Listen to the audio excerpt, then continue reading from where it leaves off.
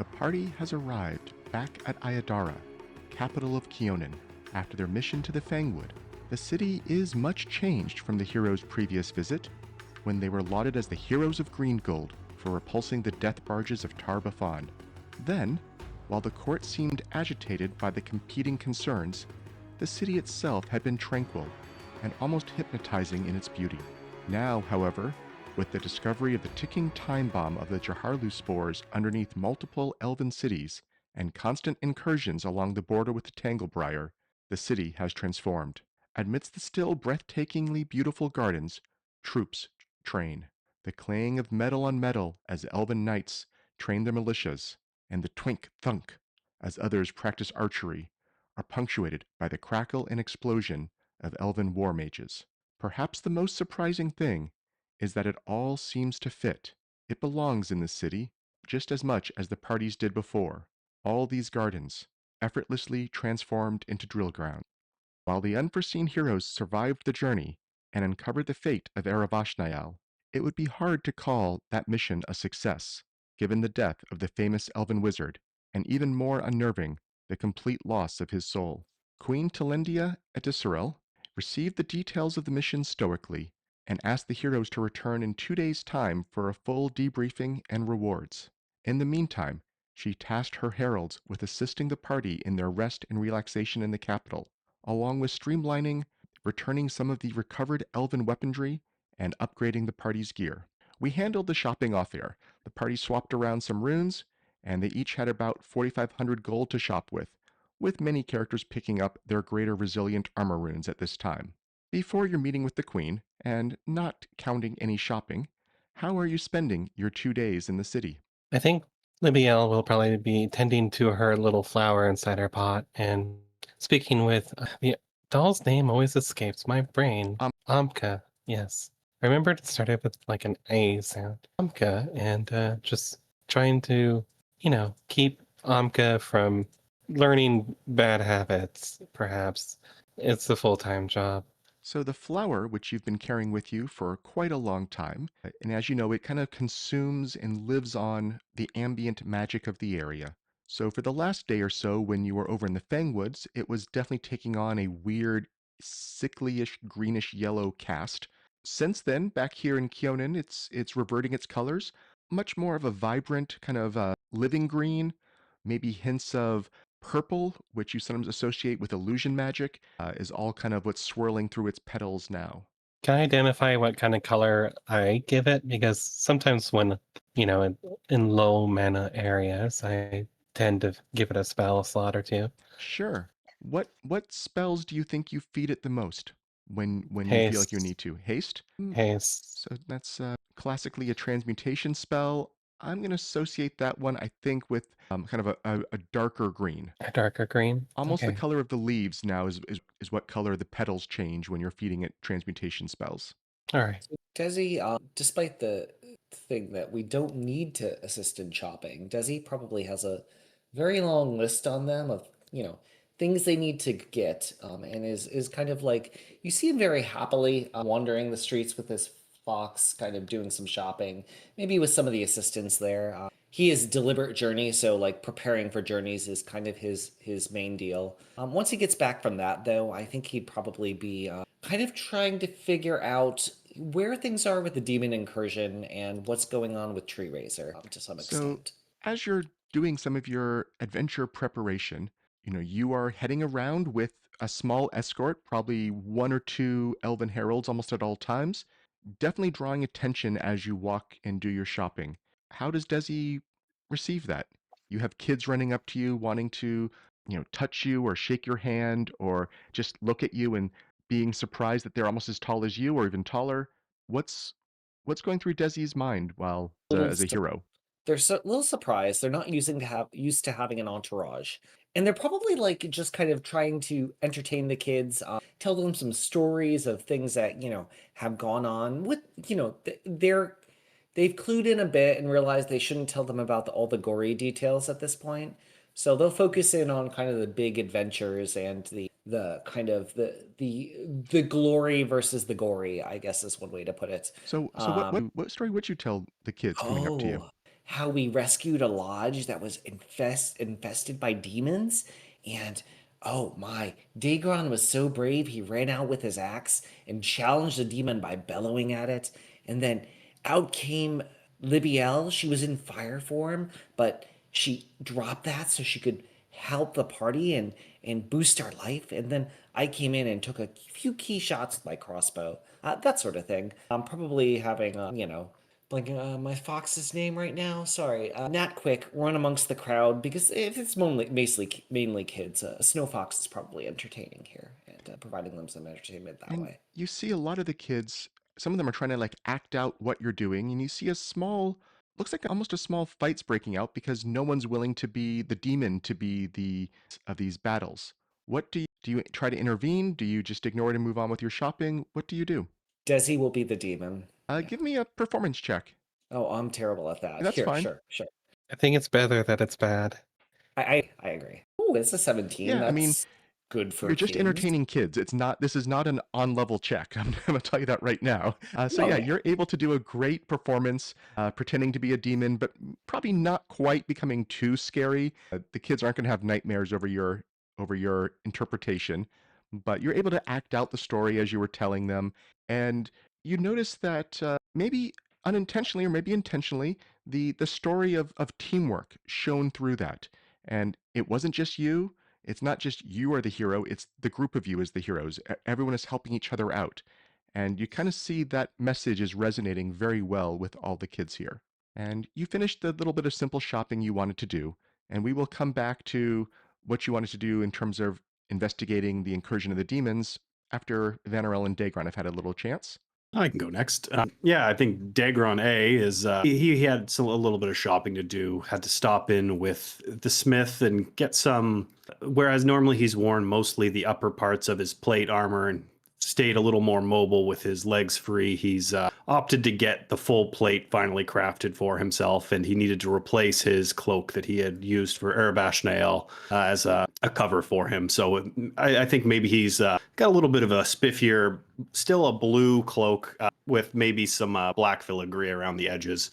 But then after he's done that, he stops by one of the shops and picks up some writing supplies and aims to write a letter back to his brother now that he's in his in a city where he believes he can get this sent. He packages up a little bit of gold with it, writes in a little bit of his adventures, leaving out anything he thinks could be unfortunate for him to hear and worry about him, or that he could worry others may infer things from. So almost in the way Dezi has explained to the kids, he mostly sticks to the heroics and doesn't get into too much of the nitty gritty, wishing him well and that he will return as soon as he can. But here's a little to keep you going and maybe set up a place for us for when he gets back. So besides just hoping to return and setting up a place, what type of, hopes for the future are you being more specific on in your letter with your brother? I think one of the biggest things is he's writing more detailed notes about the scenes and the vistas and the traveling that he's been doing, where that was what they did together when they left their town and wanted to see the world before illness struck him and kept him locked away and back in their old home. I think hopes for where he wants to go and take him once he's done with this, so that they can get back to that and experience the things that they've always talked about doing together for their life, which traveling the sea, seeing as much as they can, making their own way in the world. I think he tries to keep it as hopeful as he can. Is there a specific place you're mentioning as wanting to take your brother? I don't think Daegron has had enough presence of mind in how they've been, especially in the last little while, with horrific the things they've been seeing are. I don't think he has anything quite specific yet. Okay. So yeah, you got your writing implements and some stationery and arrange for postage. You're able to do that a little bit quicker and able to maybe not draw quite as much attention. You also think maybe the fact that you are a larger, scarier presence in some ways for for the elves here, that might have kept some of them away a little bit. A lot of curious faces looking at you, but you were not being mobbed the way Dezi was. Yeah, and I think he's much more singular in what his task was he was going out to do. So maybe he didn't notice it quite as much. He's not a prolific writer, and this isn't something he's the greatest at. So I imagine it took him quite a bit longer to pen this out than most of his allies would have. Just having to scrap it and rewrite parts as he realizes that didn't work. And Vanarel, what are you doing? I guess let's say on day one of your 2 days right now of kind of free time before the meeting with the Queen. On day one, I think a lot of Vanarel's time is going to be spent just trying to come down from everything. I mean, we just went through, it feels like after days in a row of just nothing but constant battle and only getting enough rest to patch ourselves up back together just to be torn apart again. It was certainly seemed like a lot. So I think a lot of Vanarel's time is going to be spent decompressing, and he's also been thinking about where he was a few months ago, a year ago. I was also going to go get some stationery or get in contact with maybe ask Delamian who I would speak with to send a message back. I'm going to send a letter back to Elder Ordwy. At this point, Osprey's Cove is becoming too distant of a memory for my liking. I want to make sure I keep that in mind. Are you asking for any particular information back about Osprey's Cove? Well, I know I'm not going to get a response back immediately, so I'm sure part of it is going to be, I'm doing all right. Daegron, Dezi, Libbiel, we're all still here upright. I am not mentioning my death to them. I don't want that to put a worry in their heads over it, but we are still standing on our own 2 feet. And I'll mention that we're in Iadara, and there's still a lot more to be handled before we can safely take care of that demon horn. I would ask about how the other elders are doing. I hope that the shipyards are still operable. I know they weren't exactly abandoned when I originally left, but just kind of giving some general questions. Nothing that I expect a response back again, but just I hope the fishing is still good, and I hope someone's leaving at least one boat free for me for when I get back there. So the four of you, it feels like you spent your first day of your 2 days kind of rest and relaxation, kind of engaging with what your normal downtime relaxation hobbies are. A little bit of extra meticulous planning on the part of Dezi, dabbling in some of the unknown, interesting artifacts you've picked up along the way from Libbiel, and then Daegron and Venel more kind of just connecting back with people back home. When you come to day two, and it sounds like Dezi wants to at least start doing a little bit of research on the state of the war. What is everyone else doing? I think Libby will be out and trying to get. I think she's probably going to hit the library and try to find out any kind of information she can on past demon incursions, maybe anything about Tree Razor, just kind of the demonic history of this area, and maybe some of the ancient civilizations around here, because she's got a bit of an interest in that, personal interest, if you would. Give me whatever recall knowledge check you want to use for that. Library lore, demon lore, nature, I think society, since arcane, almost anything works. It might flavor the results a little bit. I think she's going to be focusing on histories, so perhaps a society check. Sure. Well, I didn't Yeah, that's fine. roll it So the way yeah, I meant to. so yes, you spend a fair bit of time at one of the libraries reading a lot about the history, especially about True Razor in this region. You do know that True Razor's some of his alternate names are the Lord of the Blasted Tarn. He is considered the spawn of Scythe Visug. I think you heard that recently as well. Scythe Yes. Visug is a former Quillipoth lord and a current demon lord of fungus and parasites. Proving himself his father's son, Tree Razor attempted to betray his sire and take command of the colossal parasitic fungus and divine realm known as Jaharlu. The coup failed in spectacular fashion, resulting in his indefinite exile from the Outer Rifts. And that's when he landed in this region of Keonan and began slowly infiltrating all of the region here and causing some problems. He is deep within this fetid marshland that is known as the Tanglebriar, and it has seemed like he had an initial aggressive invasion a couple hundred years ago, and it felt like he was aggressive and just going to fight his way through conquering all of this land here. But the elves did manage to push him back, and he has been very minorly active ever since then, to the point that some of the elves were thinking he was no longer a real problem as long as you didn't poke the nest and disturb him. Obviously, they now know that was false, and he was biding his time and seeding these spores through the underground. You know he is trying to become a god, as are most demon lords, but no one really knows how he's trying to do that. It seems likely that his plan probably involves conquering the elves and then conquering his sire.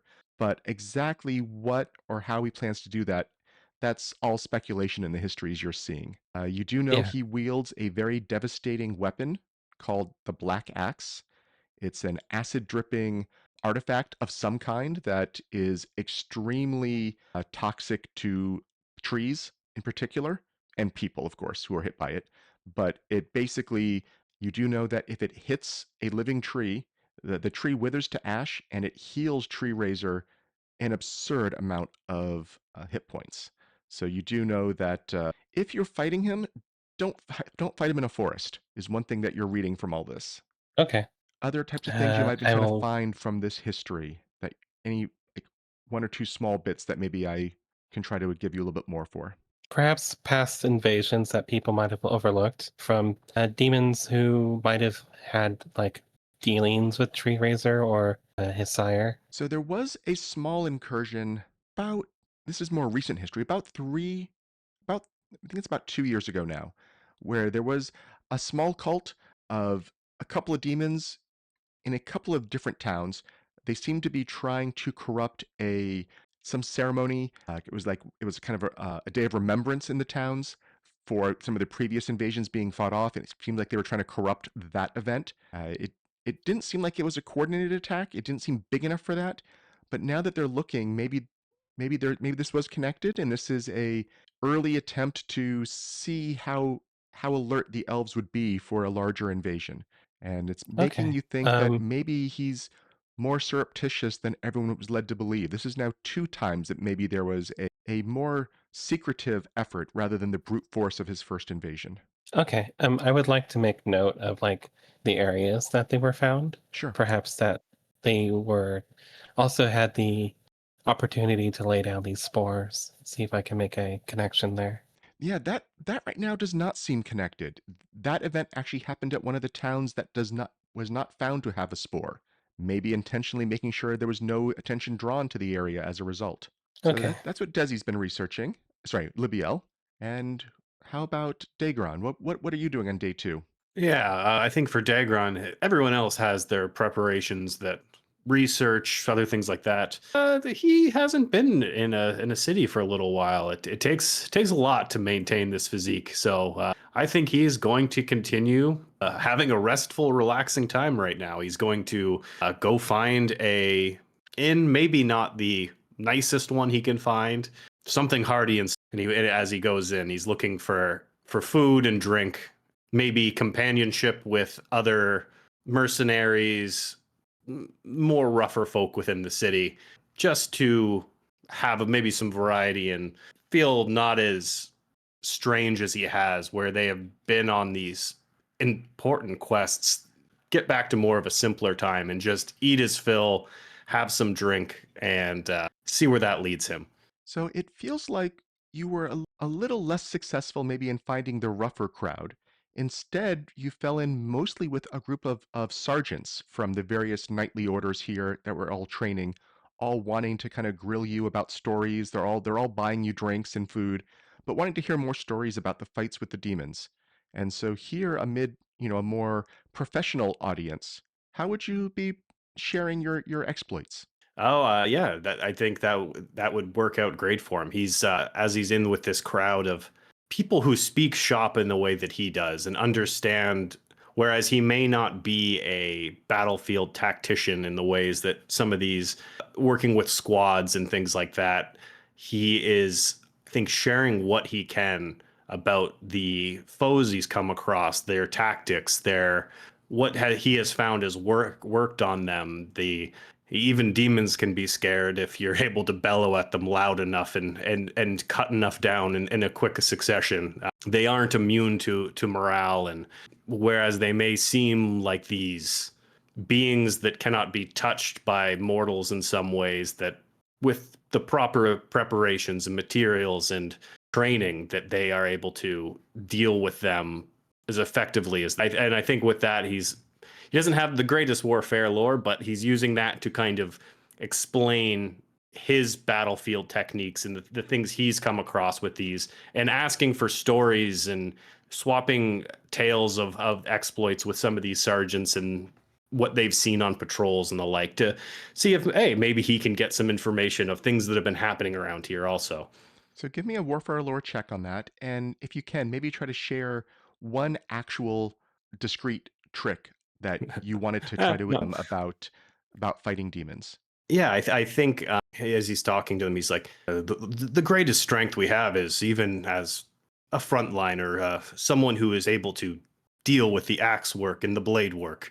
You need your allies to back you up. If you don't have ones who are capable of the mystic arts and know what these creatures can do to advise you on the best ways to deal with them, then you'll be lost. I think the specific ones he's going into about is their last encounters, where they were run ragged and resources were low. There was constant enemies coming after them, and through teamwork, they managed to come out of it beaten and a bit bloodied, but much better than anyone else who was there had fared. You feel that the message is getting portrayed.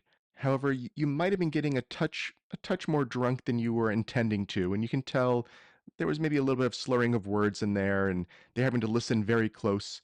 It's not like it's setting you in a bad light. They all know you're here having your one day off kind of celebration in a long time, but that's kind of how I'm flavoring the slightly lower roll on this one. Yeah, I think it would maybe get more into whereas maybe it starts as more of the battlefield tactics and here's how I've been dealing with them. It devolves into drinks and swapping of stories and maybe a little larger fabrications and the little exaggerations that these kinds of warriors maybe get into. Yeah, so you can the stories become some tall tales. Everyone recognizes that. It's not like they're taking this seriously in terms of here's how to apply the lessons learned. But it was a fun night out, one of your first nights of relaxation probably in months, and it feels good. Vanarel. So Vanarel will head out into the city on the second day. I definitely want to find more information about Tree Razor. Like what was sort of touched on before, he's always been just almost like a fairy tale, a scary one, but just a story. But now it's very, very real. So finding out more information on Tree Razor, I think, is first and foremost, but Vanarel's not exactly what you'd call a reader. So he's going to go out and try to just this like social centers, try to get like a verbal history, kind of like, find like the folks who have been around, have a few extra years on them, who have maybe heard the stories passed down, and just try to grab any piece of information out of their stories that he can. Not going out and saying, "Hey, what do you know about demons?" But just sort of like trying to get into a conversation and just let the conversation take its to wherever topic, let it go wherever it may. But So give me a society or a diplomacy for how that's going to play out. sure. You find some slightly spirited kind of maybe street preachers, or just you're not quite sure. They feel a little bit like they're rabble rousing in some ways, and but they are maybe even a little isolationist still, because that was part of the problem that some of the elves have sometimes had, and they're kind of railing about the likely infiltrators from Tree Razor. You have to watch out for the orcs who can walk among us without being suspicious. And there's more, but those are the two that can become here. And, they're probably staring at you a little bit as they're saying that, because you look a little unusual. I understand that. I'm not going to take offense to it, although I do have a bit of that Dromar heritage going. But that's the bits I'm hoping for. Even like the craziest, most out there stories, they have a little bit of like that piece of information that roots it. The you hear you are hearing more from them. The way you can tell if they have a wet cloak, even when it's sunny, they are a follower of Tree Razor. They are trying to grow more fungus on themselves. Watch for the necklaces. The necklaces tell their rank. Always woven from filaments of fungus and adorned with fragments of obsidian. These are often hidden, but if you can see them, you have found an agent. Other ones go on talking about other types of, if someone uses a particular type of mushroom in their cooking, that's a sign. That one seems a little more far-fetched, but you're not positive. There's some agitation about the kind of the greenhouses of the kingdom here because they do typically grow mushrooms both for magical or culinary uses. None of those are toxic or spore the way these were, but it is spreading the fear to that group as well. And so I think I will. that's what you're going to hear out in the crowd. Anything else you want to talk to about in the crowds? No, well, I wasn't going to journey too far down the looking at mushrooms suspiciously as they sit on a plate, which is where I felt like that conversation was probably going by the end of it. But no, that's I think that's about it. I will kind of steer the conversation to a close or buy an extra round of drinks at that point. Just once they get a little what even I think might be a little too far gone. I'm not going to be suspicious of every piece of fungal growth until we're surrounded by it out in the forest somewhere. Okay. And then Dezi, you were trying to also gather information about the current incursions, I think is what you were saying, correct? Yeah, I think Desi wants to spend a nice relaxing day like Daegron, researching in libraries and talking to scholars. Okay. So give me a roll, whichever you want to do for that, and I'll. You know what? I feel like Tree Razor lore might make sense here, so I'm going to roll that. It's a little lower, but So with the Tree Razor lore, you're mostly finding information about kind of his philosophy and how he approaches combat more than any current efforts underway. But you have learned kind of three of the aphorisms or maybe sayings that they might use to guide their efforts or even to be identified within the cult. And the first one is cut your roots. True Razor uses this expression as a rallying cry for his elven followers before a fateful attack on Kiona. It has since earned a measure of popularity among those who joined the cult to escape unwanted responsibilities or the circumstances of their birth. It's also more rarely used when justifying a necessary deviation from any religious traditions. Another one of the sayings is, nothing flourishes forever. Reflecting the impermanence of life, this aphorism is most often uttered as a reassurance after Kionan's forces pushed back Tanglebriar's borders, or when the cult suffers some other major setback. When used to identify fellow cultists, it is echoed by the phrase, everything returns to rot. And prosper in darkness, a rare example of an aphorism created wholly by the cultist rather than lifted from one of Tree Razor's speeches. This references the nature of fungus is exchanged as a parting phrase. It is also used as a dismissive reminder to impatient and overambitious acolytes that discretion is a key part of the cult's continued survival in areas where the faith is illegal. can you repeat that last one? I apologize. Prosper in darkness. So maybe you got a little distracted and didn't quite find the things about the recent history that I think you wanted to know about the current state of the war, but instead you found a number of possible tools useful for deceiving or infiltrating the cult at some point in time. And with that, you have spent your 2 days. You know tomorrow you'll be meeting with the Queen. Before we jump to that, though, I would like maybe the four party members together to maybe discuss what they've discovered today. I mean, we've had a lot of one-on-ones right now. I'd like to have the four of you interact a little bit. So, what would be going through your heads as you return to your home after your 2 days rest and relaxation? So Desi would start off by obviously like kind of reciting the list of everything they bought, probably to everybody's major boredom. But they do mention they got some cold iron arrows for the situation, and they'll talk about, oh, and I was also studying Tree Razor, and I learned that he has these three things that like are his like logos, I guess, and he'd share them with the party. You just said them. I'm not going to repeat them all at this point. What a coincidence. I was also looking into Tree Razor. I found out what kind of weapon he uses. It's called like the Black Axe. And apparently we don't want to fight him in a forest because if he kills a tree with it, he gets a little bit of a health back. So perhaps we try to fight him inside the plains or something. A cave, Yeah. perhaps. Sounds like he lives mostly in the forests right now. Maybe it's good to know. We may need to try to bring him to a place that's more advantageous to us. Or I can burn down a forest. Always a possibility. Let's not do that. That feels a little extreme, but not completely outside of some of the stories I heard. There are some people out there who are giving warnings of not tree raiser, but tree raisers, I guess, followers, cult members, tendrils almost, just with simple things like the wearing of a cloak that's soaked through, or certain necklaces with an obsidian pendant. I'm not sure that's true, Vanarel. Did you tell them that? That's probably hearsay, but sometimes those are reliable rumors. I'm not saying it's all 100% fact I dug up in some book somewhere. I'm just saying it's something else to look out for. Sometimes there's truth in all the crazy. Yeah, I'm with Daegron, or not Daegron, Vanarel on this.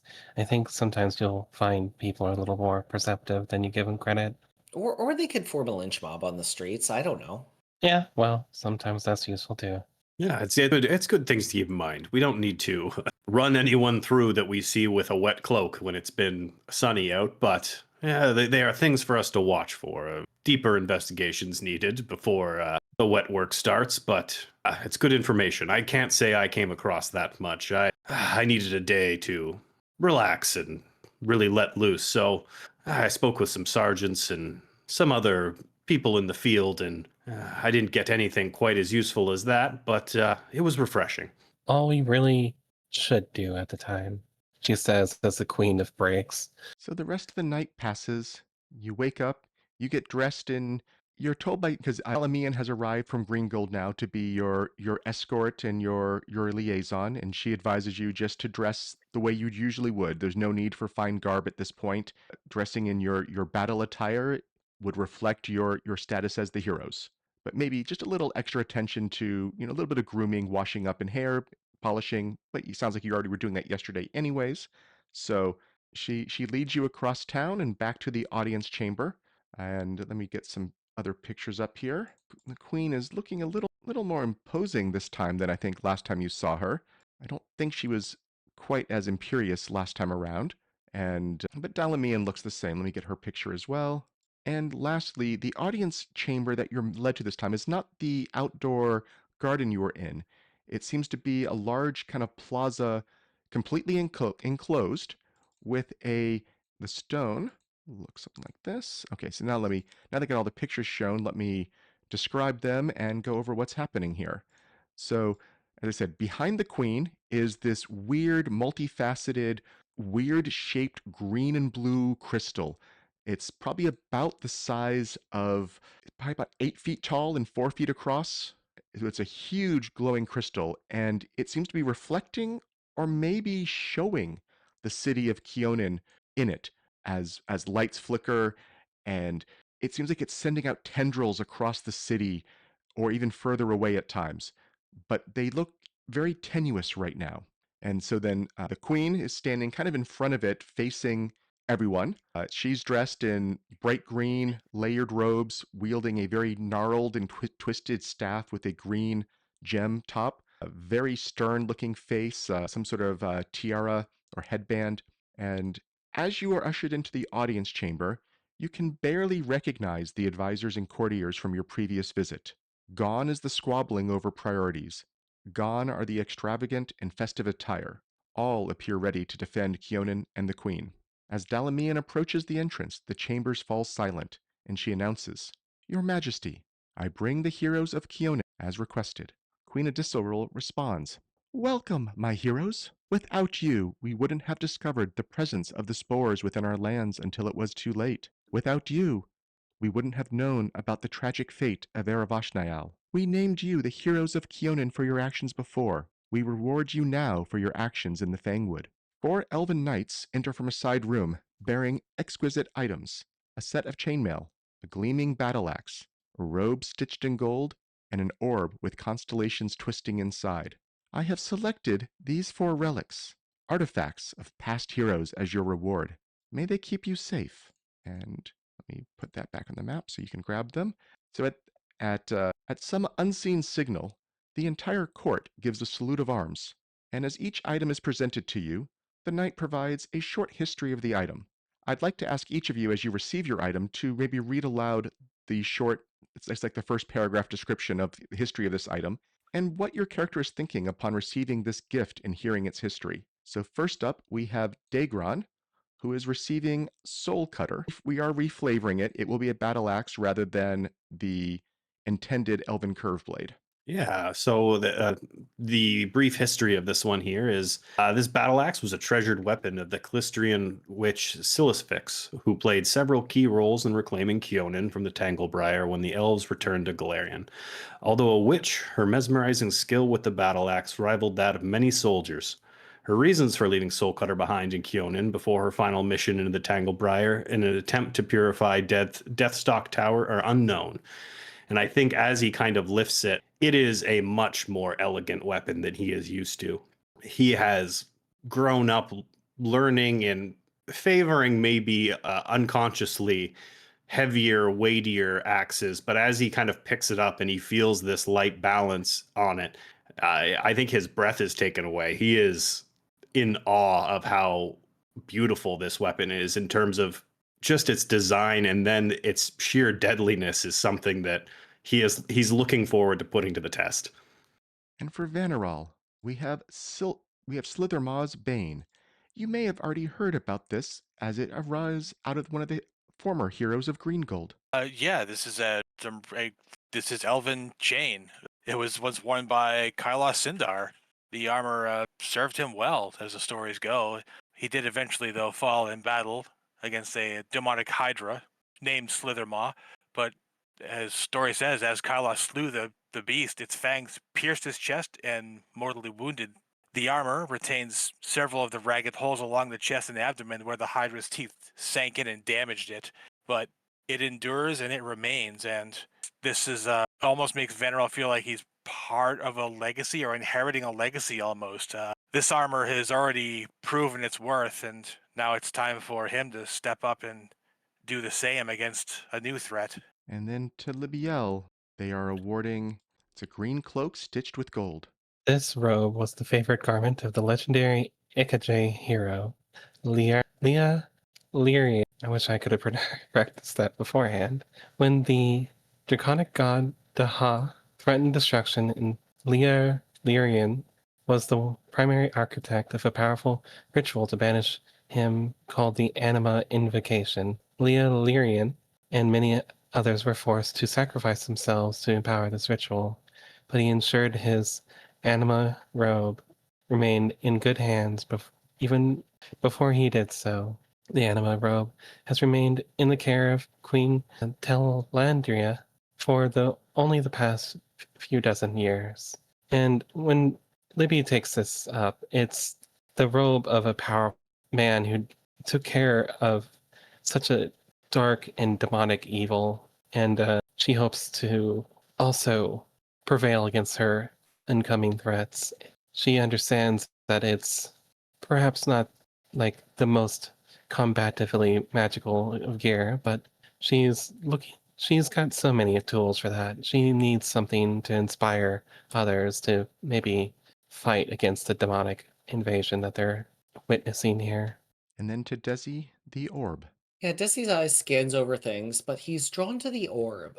He's like, oh, is this a creation of Candelarin the sculptor? Oh, wow. He was one of your wizards. Didn't he create the Iadara? But, oh, yes, this is his guiding star orb.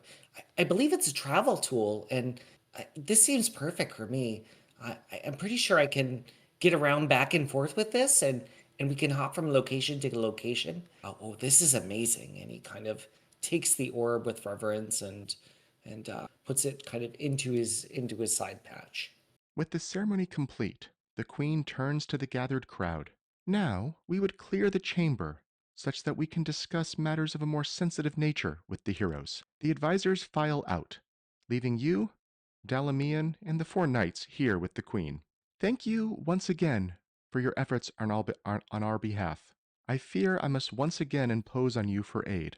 Our armies are mobilizing, and are only slowly losing ground at present.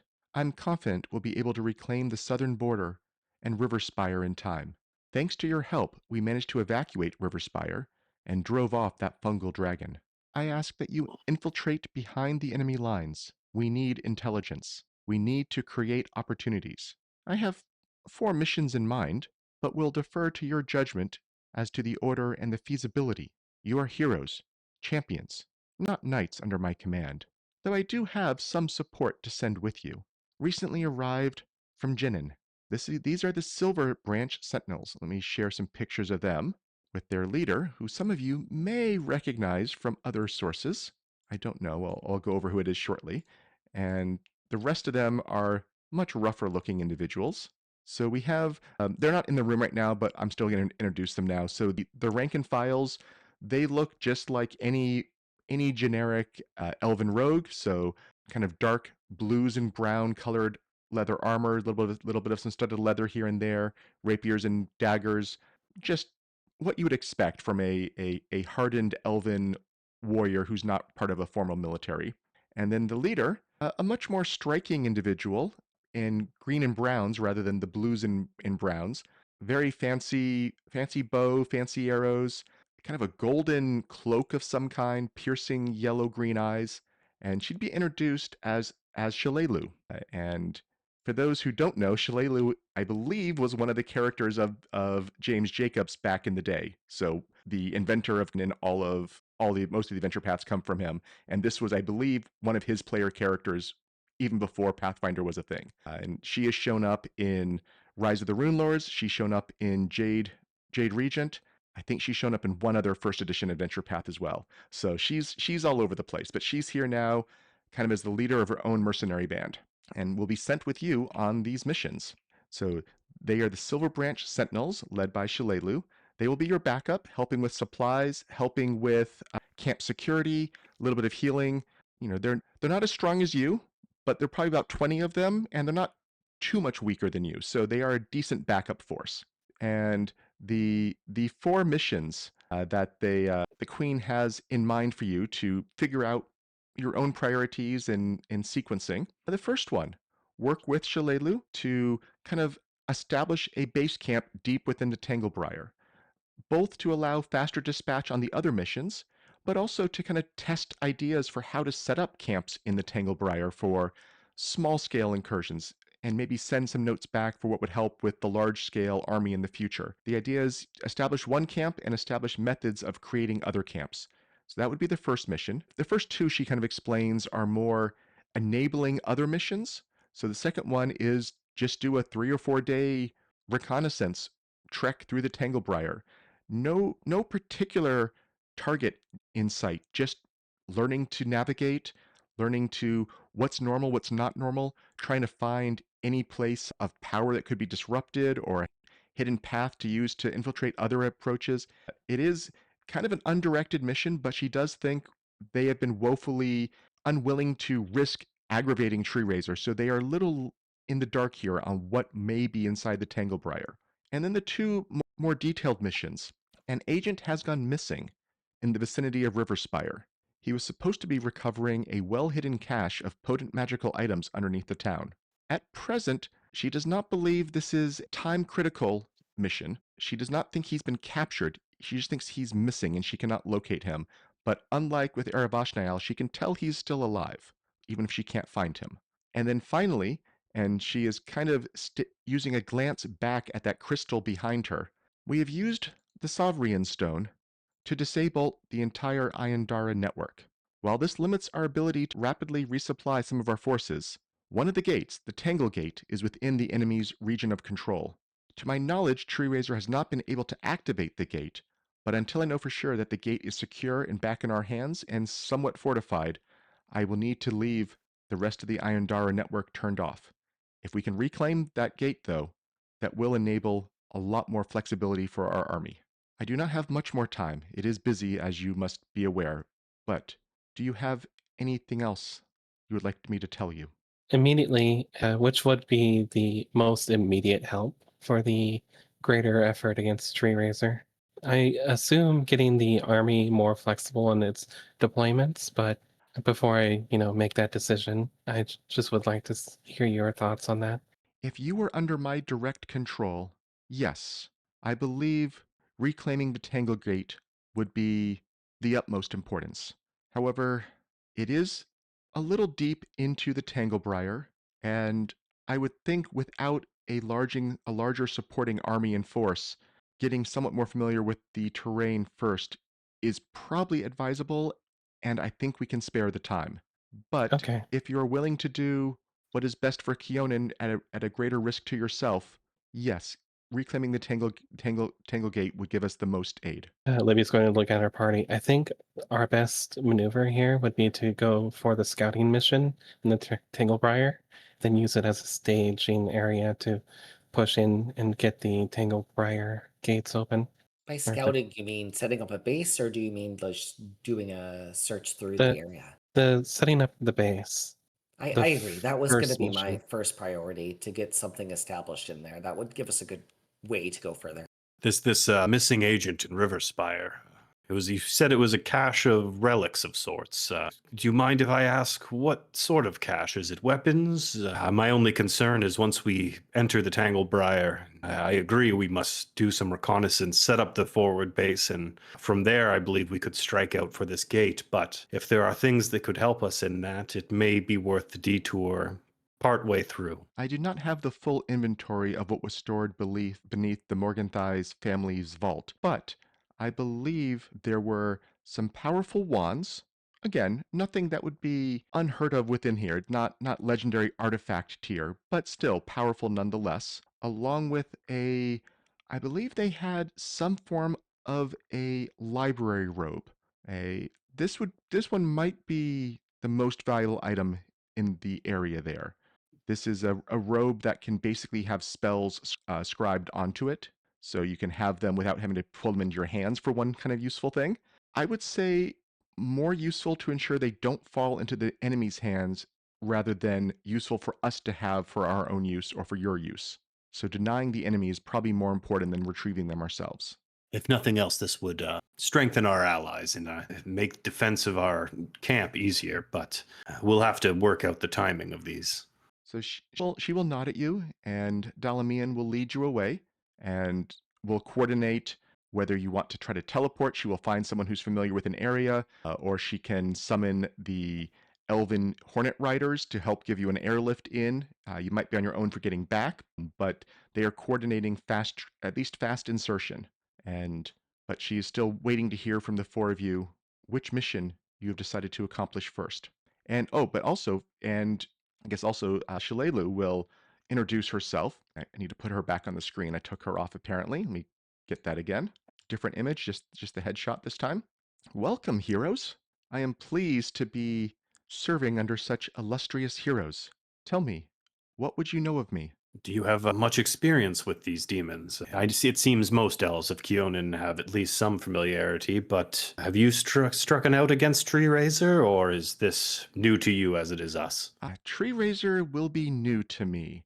I am much more familiar with giants or the Oni. I have spent the past 2 decades over in Tenjia, but when I heard there was trouble here, I got a little wandering feet and came to help. They've been wanting me to be a ruler. That's not my lot in life. Well, it's a pleasure to have you. I'm also not much cut out for any leadership position, and I don't think any of us are. Look at the rest of our party. I What don't know sort about of you. I don't want to be a politician. what sort of support can you provide us out of curiosity?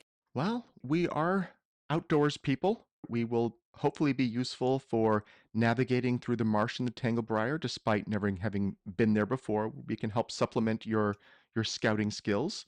We can provide camp defense. I feel confident in our ability to at least allow you to get uninterrupted night sleeps when you're at an established camp. And what else can we do for you?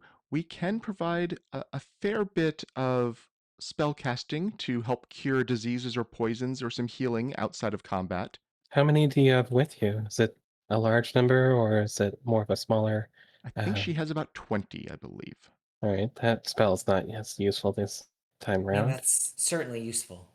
We Oh appreciate no, it. I was just thinking I have parked the mist to paradise, which would, house us all very comfortably. Oh no, sorry, I was talking to them. Yeah, Oh, more like I mean, your services defending us would be useful. she will think about that spell and say, I think that may often be a good option when you are away from camp, and there may be times when you still need to go a day or two away from a base camp, but we do still need protocols and procedures for a a slightly more permanent, not in the sense of building buildings, but at least a week or a 2 week or a month stay for a larger number of people. Okay. Does your party have any amount of spell casting with it, or is it mostly rangers? They're generally ranger-ish. They do, as I said, they do have some remove affliction style things. It's a little I bit was more just thinking that it's a might little have bit more been more abstract. I'm not expecting to have them with stat mundane. blocks. So Yeah, I was expecting that to be a little more mundane, like medicine checks. no. So yeah, they have some spell casting. Imagine it being kind of some ranger or druid types primarily. Sounds good. I mean, we could certainly use the help scouting. I know Vanarel is fairly good at figuring out where to set up camp, but some extra help. None of the rest of us are very good at that sort of thing. I mean, I think I could probably do a pretty good job now. Oh, I didn't know that. Sorry, Libby. I just have to look for the arcane ley lines, and I'm just bullshitting because she could use I nature that really as really want arcane. us. Oh, okay. She can roll arcane for anything that would involve nature, so, Yeah, but this is, I mean, this is not a magic control tradition thing. It's more like, where's the fortified position, right? I'm assuming it might be more survival, but yeah.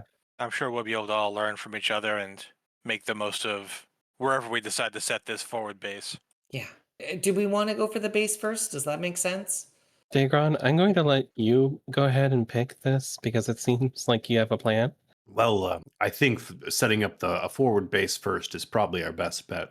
We could reconnaissance into it, but if we don't find what we're looking for, we may end a journey with no safe place to go back to. Yeah. Okay, so That it Yeah. makes sounds like sense. your plan is to start off by establishing a base somewhere inside the Tanglebriar. So as you see, there is, it's we're not going to be directly tactical on the map here, but this is showing relative to where you are now. You're currently at Iadara. This is kind of the center point of Keonan, maybe slightly east of the center point. You have heard that Riverspire has fallen. So that is at least how far some of the current invasion has. So maybe about half the country, maybe the southern third is currently occupied. And they're hoping to start pushing back, but they have not yet. And I know. Let's skip everything. We go take back Riverspire. Yeah. Well, I don't think that we was an will need a option. way to get back to Riverspire, I think. Whether I that be will through the Wasp Riders or the teleportation. I will set my orb to be located here and can easily travel back here. Yeah, I assume we have some kind of rooms we can just fall into if we need to. sure. And I so can teleport us all back here easily. I'm not our friends, so you'll need to figure that out, but if we need a quick evacuation, I understand. You getting messages back to the Queen is of the utmost importance. But before you head out of the city, you do notice one other thing happening.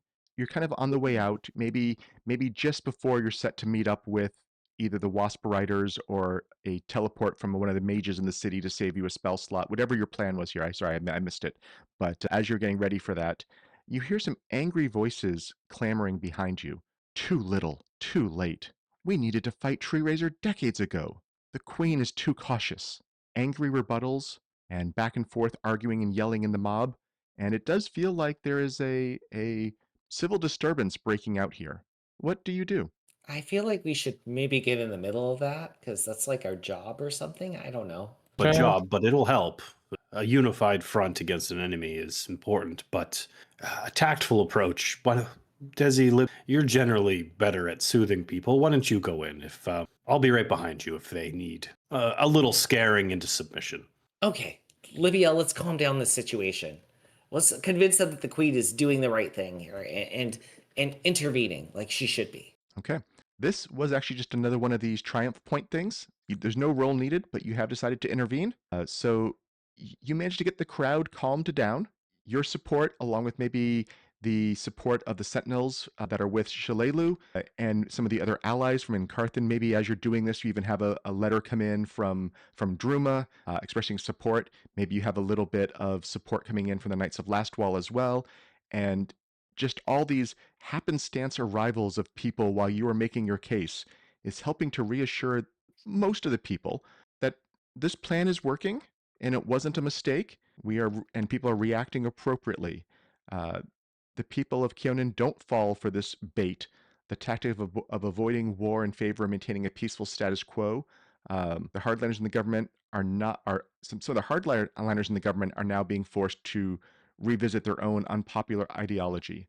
So Kionin's defenses are not being distracted, and it does seem like suddenly Tanglebriar's progress to the north is now measured in feet rather than miles. So that was a successful spending of a triumph point, and you are now arriving out deep into the Tanglebriar. And the first thing, as you arrive, Tanglebriar isn't as awful as you expected. It's much worse. Thorny vines and spiky roots clutch and scrape at exposed flesh like grasping fingers. The ground sinks and squelches with every step, making the mere act of walking awkward and tiring. The unpleasant scent of vegetable decay, musty pollution, and strange bitter chemicals do little to mask periodic whiffs of waste or rotting flesh. No bird call or regular insect life can be heard in this fungus-drenched landscape, full of moist, seeping vegetation, but it is far from silent. Hisses, croaking, grumbling, moaning, and even sporadic screams and roars act as constant reminders that what lurks in Tanglebriar is eager to welcome intruders with pain, death, and worse.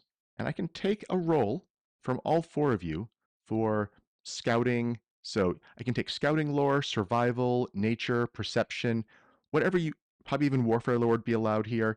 Whatever you think is useful for kind of scouting out a good campsite, navigating your way first time through this area.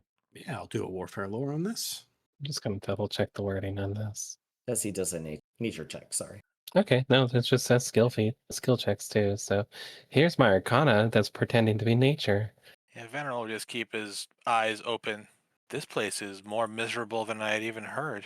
So three of you, Dezi, Libbiel, and Vanarel, are all able to be pretty focused on looking around and starting to learn the lay of this land. And you can start telling which swamps are going to be deep and deadly and which ones are just a couple inches deep and unpleasant. You're seeing some of the noises that sound the worst. Some of those roars and screams you find are coming from these tiny little frogs or such things that are designed to intimidate but themselves are not threatening. Where some of the more subtle sounds, those hisses, those are the ones to watch out for. Those are the anaconda-like snakes that have red eyes and weird growths and tentacles that you've never seen before on a snake. Desi, I want a pet. No, Libby, we've already told you no snakes. But Danger Noodle, I want one. Maybe one that's not infected with demonic fungus would be best. Yeah, maybe a Okay. snake that wants you back. I'm not sure if these ones do. They You might do in a find- different think- way. You do Want you find a back, campsite. yeah. Let me put you on a campsite here. So here is a spot you have found. Let me hide that. Nope, not toggle combat. That's the wrong button. I'm sorry.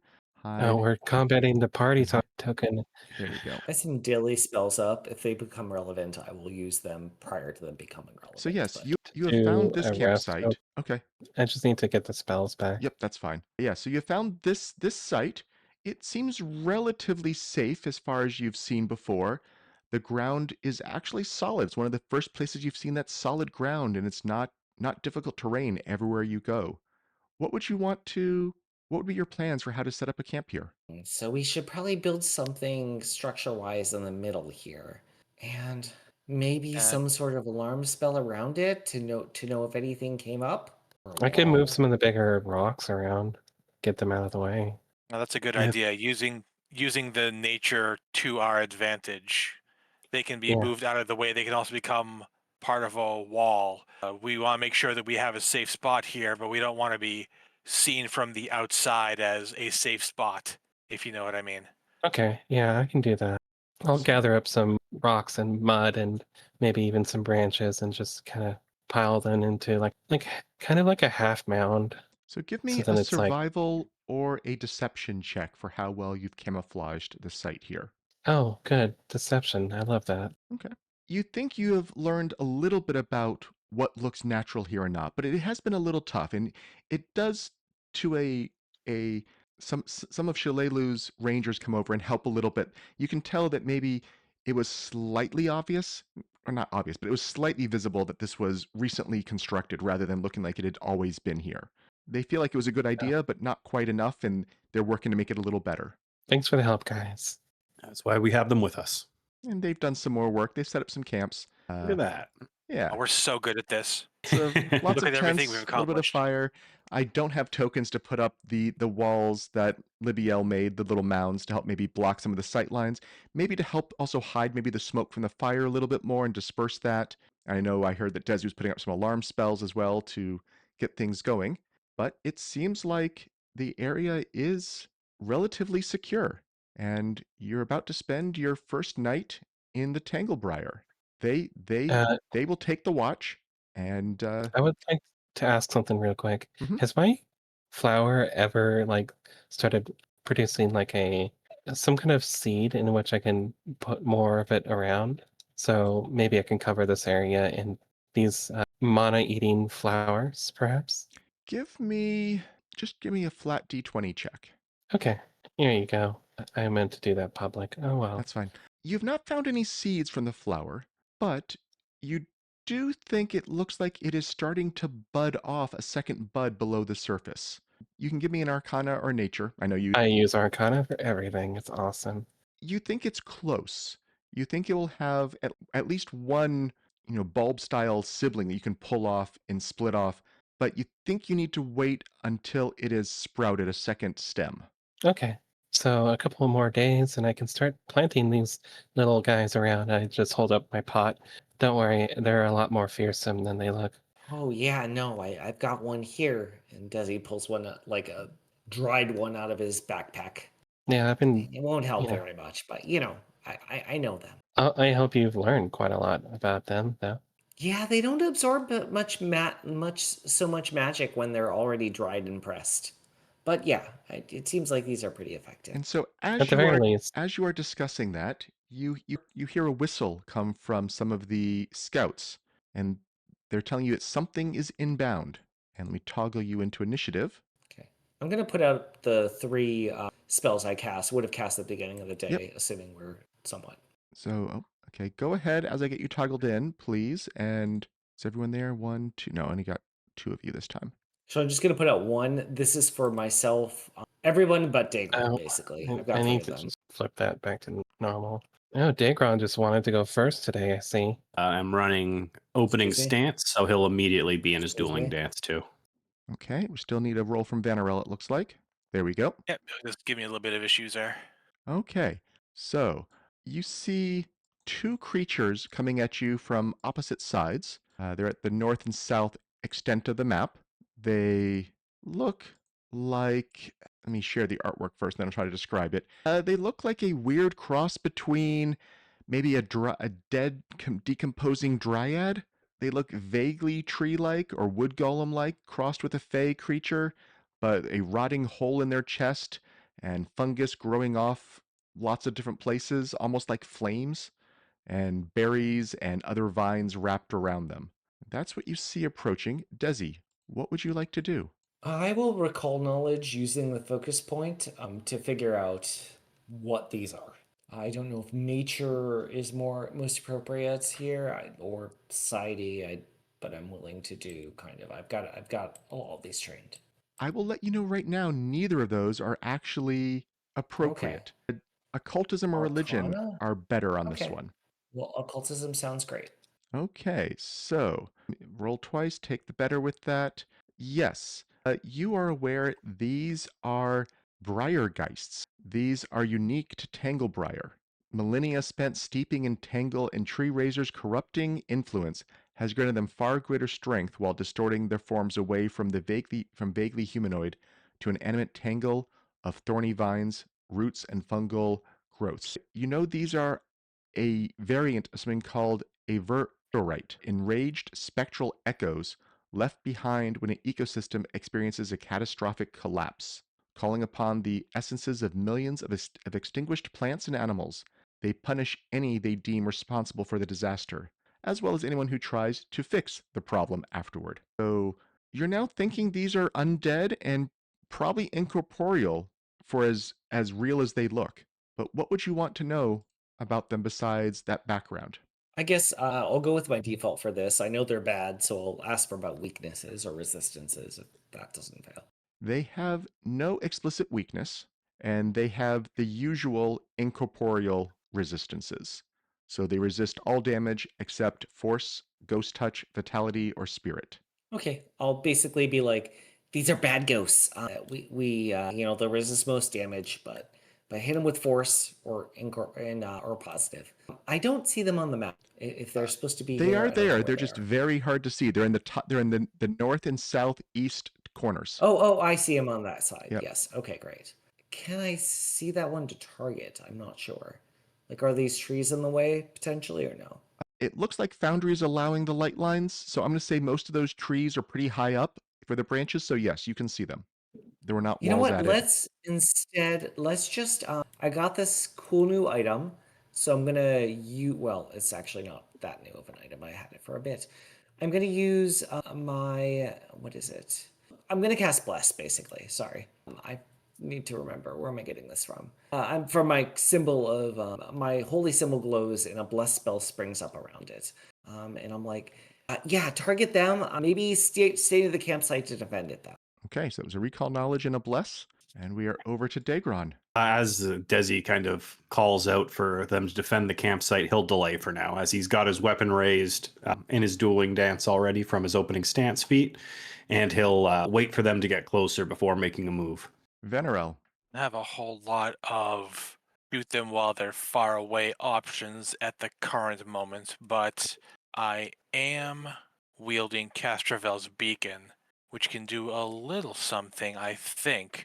So I'm going to hold the sword aloft and hope I'm remembering this right. I'm going to attempt to activate the Starlight Burst on this beacon. I can set this pretty far. I'm going to take a look at that creature that is at the northeastern corner up there, and I am going to drop a vibrant pattern on top of him. I think if I click this, will it go into the chat?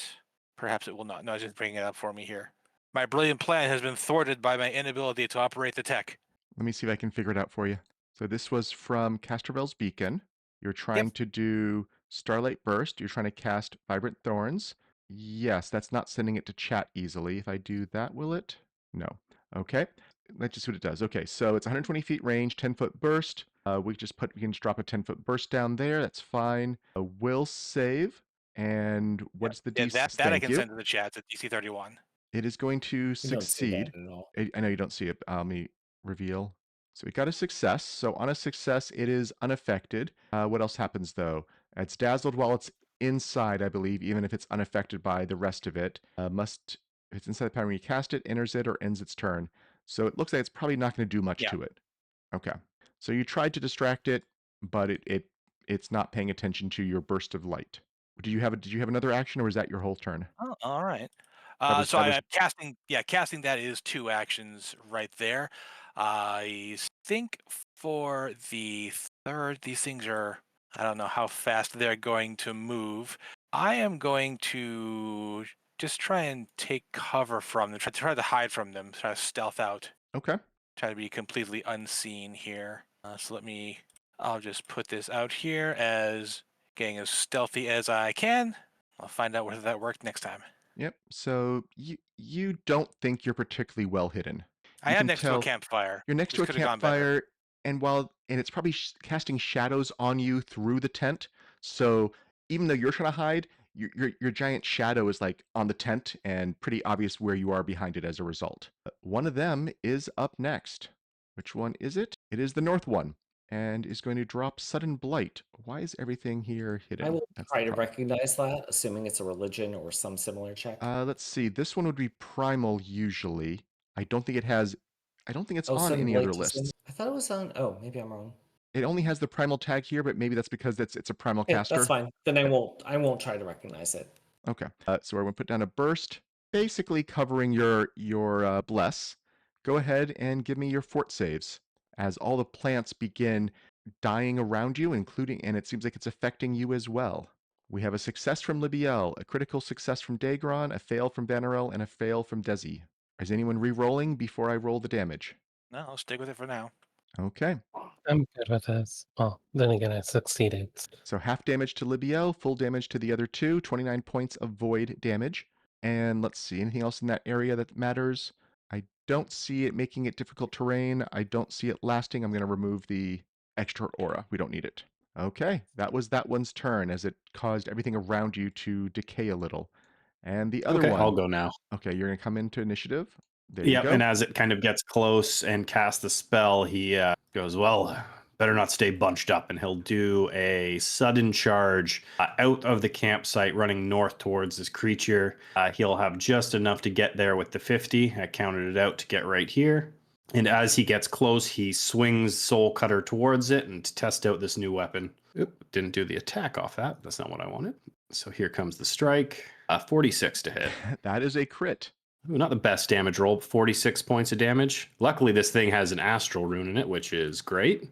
It takes all 46 points of damage, and your cleave doesn't help anything. No, doesn't do anything here. And then with his follow-up, try to make things a little easier for his teammates, with his third action, he'll do a snagging strike here. Or actually, he can't grab it because he doesn't have Ghost Touch on his gauntlets. So we won't go for that because I don't think it's going to affect it. Let's try. He's going to give it a big bellow. He doesn't know if this thing has the capacity to be intimidated, but he's been surprised before, so might as well give it a shot. Whether it's him or it's immune, he doesn't know. This thing has got steely nerves. Yeah, you you shout at it, and it just feels like your breath goes right through this spectral creature, as if it wasn't even aware, and it almost feels like it's pulling in that shout, and it makes you feel like you're a little out of your league for a second there. And up next is the other one, who is also going to fly toward the party, and I think we might as well do another sudden blight. There is no reason not to get away with the AoE. We can get 3 of you. So cast another one. I need saves from the 3 who are still there, so not Daegron. Success for Libbiel, fails for the other 2, same as last time effectively. Rolling the damage. 33 more points to 2 of you, 15 to 1. I see some of you also have, it looks like, some resistance to the void damage, which is helping you a little. Yeah. Dezi, have you Yeah, well, taken the damage? I clicked it. It didn't. I'll do it again. There it goes. Okay. So yeah, they've been kind of ominously floating towards you slowly and then causing all life around you to begin dying out. Libbiel. Well, it's Libbia's first turn, so she moves over here and raises her hands and outflies a lot of words. Probably the word fast or sprint or, that in several unknown languages. Everybody in the party gets haste. Okay. And yes, I had to move to get Daegron. I was hoping he'd stick around for a minute. And Gee, thanks, Dave. we're in round 2 of a fight here against some Briargeists. At the end of the round, right before Dezi goes, the support rangers from Jenin are going to take some pot shots at all the enemies. Mechanically, this is just done with a reflex save for both of them against some arrow damage effectively. So let me just roll their saves. However, in this case, they do not hit anyone. These Briargeists seem like they're a little tougher than what's going on here. So lots of arrows go at them. They are magical arrows, so you think they could have hurt these incorporeal creatures, but in this case, they were just a little too dexterous for them. Dezi, it is your turn at the beginning of round 2. You have been hit by 2 bursts of desiccation. Well, not quite desiccate, yes, sudden blight instead. You are hasted. You have some spells up. What would you like to do? It's like, thanks, Libby. And Dezi will march up towards Daegron, kind of get right behind them, will expand their Bless Aura a little more, and then is going to do the thing that is a little bit new. They're gonna cast Divine Lance on the one that's in front of them, but that will also give them a protection aura for 10 feet. So let me get the Divine Lance going first. 2 on the die is going to miss, but I still get my protection aura, which will give everybody within 10 feet a +1 to AC and saves. Let me see if this is going to work. What do you think this aura an effect looks like. It probably looks like a glowing beacon that kind of like a bubble around Dezi to protect them because they are the cleric here. Okay. So that That was did your not work, 4 but actions with the haste. It was a stride, it was a expand the bless, and it was a 2 actions spell that procced your existing yeah, right? it's That's supposed how to be a this 10-foot works? emanation. I can't figure out how to get that to work right now, but I'll work on it between sessions. Either Okay. way, Daegron's AC. Everyone within 10 feet of me, +1 to AC and save. Vanarel. All right, I'm going to go down and hold off the southern front and kind of slow that down a bit. First thing though, I'm going to do is take a look at that Briargeist that Daegron is facing off against, as well as the one that's down to the south. Designate them as both as my hunted prey. Then I think the like second and third action are both going to be a stride because I have to get down to where that thing is. Let me move my actual. There we go. Yeah, second down here in between the 10s and third to get right down here face to face with this fellow here. And then I'm gonna run him through with the rapier and then knock him off the blade, hopefully, with the light hammer. Do a little twin takedown flurry. 5 on one of those dice is not gonna do super well for So me, I you don't missed with think. Castrovel's Beacon, you hit with the Cold Iron Light Hammer with the 40 against AC was a hit for 17 Okay. points of damage, of which it took 2. Yeah, I know I wasn't gonna do everything. We knew what these things have in store for us, so that is all 4 of my actions. Okay, the one up by Daegron and Dezi is up next. It is, you're noticing as it's kind of flying over the ground, its feet just don't quite touch it, but you do see the almost like a mist or a gas, you're not really sure what it is, that's kind of wafting up over whatever it flies over and kind of merging into it. And for a couple seconds, whatever's underneath it does look a little more dead. It doesn't seem like it's killing this area because it does seem like it's still a servant of the Tanglebriar and it is not destroying the land, but it does seem like it's suppressing it just a little bit or feasting on it. You're not exactly sure what's going on, but it is very spooky and off putting. However, it is going to start off by it's going to reach out and try with a little bit of a vine from its hand and try to wrap it around, let's say, Dezi. It has 10 feet of reach. And with a 32 is going to miss. And then it is going to try something probably really stupid. Yes, it has manipulate. It is going to try to cast a spell. It is reaching All right, out. let's do this. Spores are lifting off its body, swirling around its finger, and are heading straight toward Daegron when you hit it, but you You do know, not interrupt it. Are you going to reroll? I want to have fun. I'm re-rolling. Right? Well, we didn't Well- do any better. Well, you know my house We just rule. get the On a hero regular hit. point, it can't be worse, so you still had a hit, so you can roll damage. I did say I would revisit if people use it excessively to try to roll for crits, but this one does not feel Yeah. excessive to me. So this was some damage back to it. I will need that fort save. Is it in chat here? No, it's not in chat yet. No, don't see it. Yep, I didn't cast it yet. I will. Oh, this is primal. Never mind. That will teach it to try that. So yes, you the spores Oh, what's swirl the around range? you and then just get absorbed back into it. It doesn't seem like it did anything. You're trying. Oh yeah, Dezi didn't need one there. This was. Sorry. Oh no, wait, no, it was a 15-foot cone. Never mind. Range touch 15-foot cone. That's weird. Well, either way, double critical Double crit. success, So that was not useful. 44. That was its whole turn. We will go to Daegron. All right. Let's see here. Well, he wasn't able to intimidate or anything last turn. So let's start laying into this thing, see if we can get rid of it to go help Vanarel there. He calls out, he's like, yeah, Vanarel, just hold on a few. I'll cut this one down. And he'll start swinging at it. 49 for, ooh, that was a good roll. 70 points of damage. That is a good roll. I'll follow it up with the second one here at his map. That's another 42 to hit. hit. 34. It does seem like this axe is made for you. You are just cleaving through these one after the other, and that astral rune is really coming in handy. And you just got an extra hero point from chat. Oh, thank you very much. Let's go for another here. Oh man, these rolls, natural 17 for a 38. That's a third hit. Another 32. And why not? Let's go for broke. We got 4 actions. Let's put them all into attacks. Is it flat-footed at this point to you?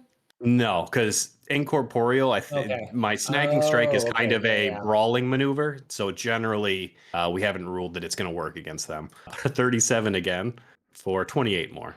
You just one-rounded it looks like. And he's just like looks at this axe in his hand as it was so fluid, and he's never really had this back to back to back hit like this before, and he's just like, I think I might be in love. Yeah, like each hit through it, it felt like it was just passing through it as if it wasn't there, but it was pulling some of its mist with it and then vaporizing it. You saw like a brief surge of flash of light from the astral rune going off and just kind of purifying some of that essence. And it just kept getting fainter and fainter until it just disappeared. And you had 4 That's swings, all 4 4. attacks, and the southern one is up. And well, is it going to try that same thing? No. I No, have yeah, no yeah. idea what you're talking about. Yeah, it is going to try. It's going to try to cast its spell. Do you have a reaction to that? I sure do, because I've picked it out as my very favorite. Hopefully, we'll tell him a little something about why we shouldn't use spells. That is a hit, not a crit, so you're not going to disrupt it. You did Dealing a small 31 amount of to him. damage, and well, you need a fort save. Oh, I'll breathe super deep and get all of those spores in. Don't want to waste those. Hang on one second. I think there's a hero point coming. You're all the way up to a 6. Well, okay, it's a fail, so that's Yep. better than the crit fail you would have had. So here is your upfront damage. Oh no, it's all persistent. Let me just put that on you. Oh, well, that sounds like an end of my next turn problem. Did that put everything on you it's supposed to put on? I don't think it did everything. Yes, It just did. says I have the effect. Yeah, it did not put the persistent damage on you, so I need to do that one manually. Give me 1 second. Condition here, and persistent damage, and it is 8d6 persistent poison. Okay, that is on you. So we have all the effects on you, and Vanarel is also getting another hero point from chat, so I'll give you that right now. Okay, so that was its first 2 actions, and then for its third action, it is going to try to lash at you with its vines. Well, I certainly hope you miss. 38 will hit, it looks like. You did not miss. I did not miss. For 26 points of void damage, and I will also need a will save. There seems to be poison on the thorns on these vines. There seems to be poison on everything with these things. That is a fail. So you are at stage 1. You are dazzled and off guard. But that was its turn. Okay. Libbiel. So I want to do a little bit of a learning on these guys to see if I can figure out what's going on with that mist below them. Is it perhaps like a desiccation below them that's feeding them? Is kind of what I'm looking for. Okay. So here's the roll. You are not sure what that mist is. You think it might just be cosmetic. Huh. Well, at the very least, we can do a little bit of experimentation. I'm going to remove the water of everything around it except for Vanarel and try to just like starve it for moisture. See if that does anything. Okay. I mean, it has no effect on it, but you have Yes. dried out and destroyed a lot of the vegetation around it. Okay. I think you still have one. Oh no, you did recall knowledge and you did that. So that was your turn. Dezi, Yeah. first they need to make a save against the arrows from your support crew. That at least this time is going to do half damage. 27 halved is 13, which does not get through the DR in this case. Dezi. Desi's concerned about Vanarel down there, so they're going to move closer to Vanarel. I think that's 40 feet going around the thing there. And then we'll try an Eldritch Shot at this using the Divine Lance. And a 6 on the die is still a miss, so that miss. fails. I will still have the 10-foot protection aura up, so anyone within 10 feet of me will get protection. Okay, Vanarel. All right. Well, this thing is still standing toe to toe with me, so let's see if I can actually connect with something solid. I will start with a flurry. I know I'm not doing all the damage I should, but I still can't manage to connect with both weapons, so it's just a light hammer coming in for hitting for 19. Of which only a modicum gets through. Yep. It's not going to stop me from pulling the rapier back and trying to ram it through. I know there's something in the magic of this weapon that does a little bit more damage if I can manage to hit with a 35. That will Oh, hit, but you are dazzled, so roll the DC 5 flat check. That's right. You made it. So your Okay. hit does confirm. Dealing 22 this time. Should Brilliant get through? Brilliant is, so that should get all the way through. So I'm not sure why they coded that wrong. So let me fix it. So we need to attack on additional 16. The fire would get resisted, I believe. So we are putting on additional 15 damage. Got it. Okay. So that was, let's see, 2 of my actions there. I usually like just going back and forth, but I know that this weapon is the one that's better for me. So I am going to strike out one more time. Again, just wrenching the rapier back. Although it's probably a little bit easier considering how incorporeal this thing is. I just try to jam it right back in. I don't know if there's something solid on the inside, but I guess I'll never know with a 28. That will miss. Okay, and then I do have one more action. I'm going to try to make this a little bit easier for Daegron. Here. No, I come am back going here. to no, You're I am going fine. to move here to give Daegron a nice open area. Okay. And let's Fine. see if Daegron takes advantage of that. It is Daegron's turn. Oh, and first you take your 25 points of damage. Yep. We also need a new save against the poison. Give me 1 second to get you that save. This one right here. I'll cough up some spores and some poison here. You are Rolling a now 3 on the die. confused. Never Phenomenal. mind. Good job going away. You are no longer dazzled though. Oh, So you got that going for you, but you're confused and off see? guard now. I can see perfectly clearly. And just bash me. All right. Maybe. For Daegron's turn, seeing the opening Vanarel gave him before he started absently looking off towards the trees, he'll need to use his move action and then sudden charge. So he goes running south around the edge of this camp to get into a flanking position with Vanarel on this creature. I don't know if it'll work anymore, but he'll do it anyway. doesn't. And It doesn't work. as he gets close, Tree is the next enemy. Be careful. well, you don't know here. And as he gets close, he raises Soul Cutter high and makes an attack. A natural 19 will do it. It worked. 50 against AC. I think that's our first 50. 52 points of damage. When your attack roll is almost more than your damage. And then follow it up with a quick second slash for his fourth action here. A 7 for a 33. Maybe he notices Vanarel a glaze in his eye and he gets a little distracted here on this strike. Yep, that will miss. And that'll be all 4 with the sudden charge. Okay. It is then he's going to move away. He does know Okay, just doing a regular stride. He does know you have reactions, but he wants to make sure Vanarel is closer to you than it is. Okay, he takes the swing for a 43. That's a hit. And that will be another 29 points of damage. Okay. And it is then, with its third action, going to spit some seeds at you. But a natural 2 is not going to do it. The seeds just go bouncing off nowhere close to you. It does. The seeds I could have done that in melee. No, the seeds were glowing with some weird greenish purple. You're pretty sure the seeds were cursed that it was spitting at you. What they would do, you have curses, I no wasn't idea. there. Libbiel. I'm going to fly over with my broom. That's 40 feet, and then one more fly over. So that's 2 actions. And then I'm going to attack with dropping my staff, retrieval belt my rapier. I'm going to attack him with Storm Flash. Let me just make sure I have him targeted. Oh, I hit with our first attack of Storm Flash. He actually managed to hit him. Oh, See, but yes, it does not get through the damage reduction effectively. Oh, I'm sorry, Libby. You did 1 point of damage there. she Top of seems round 4. disappointed. Let's see how they do against their save with the arrows coming at them. Oh, critical fail. That means that might get through the DR more effectively. So 50 points of damage becomes 35 points of damage. So let me do this the easy. Is that going to work?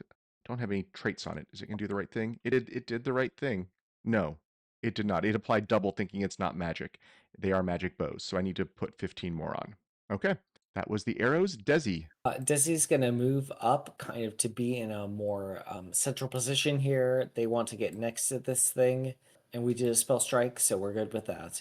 I will actually... Let's just cast Divine Lance on this and see what happens. I need to... Third time's the charm. Yeah, we'll eventually hit. A 7 on the die is still a miss. That gets my aura protection up. And then I will cast, just to bother this thing, I will cast Focusing Hum. So I will have 15 foot. But, Vanarel's just going to babble. It's fine. Okay, so Vanarel will not attack anyone this turn. Just spends the turn babbling because of Focusing Hum. That's the entire turn for you, though, right? Yeah, that's how that works. Okay. Guarantees they don't attack us, but Looks like you got rid of your persistent damage last time. Good job. I didn't notice that, but we do have the new save at the end of the round for you. That is another failure. You take some All right. damage. I mean, 10 is the highest number I've rolled so far, Yep. so eventually I'll get there. 18 points of mental damage, as that confusion seems to even be coming into self-harm. You're No still wonder I'm babbling confused. You're still incoherently. off guard. All right. Daegron. Okay, weaving between Dezi and babbling Vanarel, he'll come over to support Libby here as she's got this creature flanked and try to end this so we can help our friend Vanarel here. I am 41 to hit? pretty sure. One second. Nope. Yeah, Libby is somehow under the map, so was not counting as flanking. I think that was the intent for why Libbiel Oh, was there. I don't believe it would Sorry. change the degree of success at all, but I was just double checking what was going on there.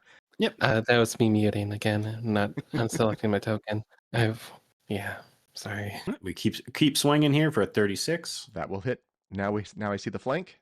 Yep, 21 points of damage, a low roll. And the last one here for his third strike with the haste.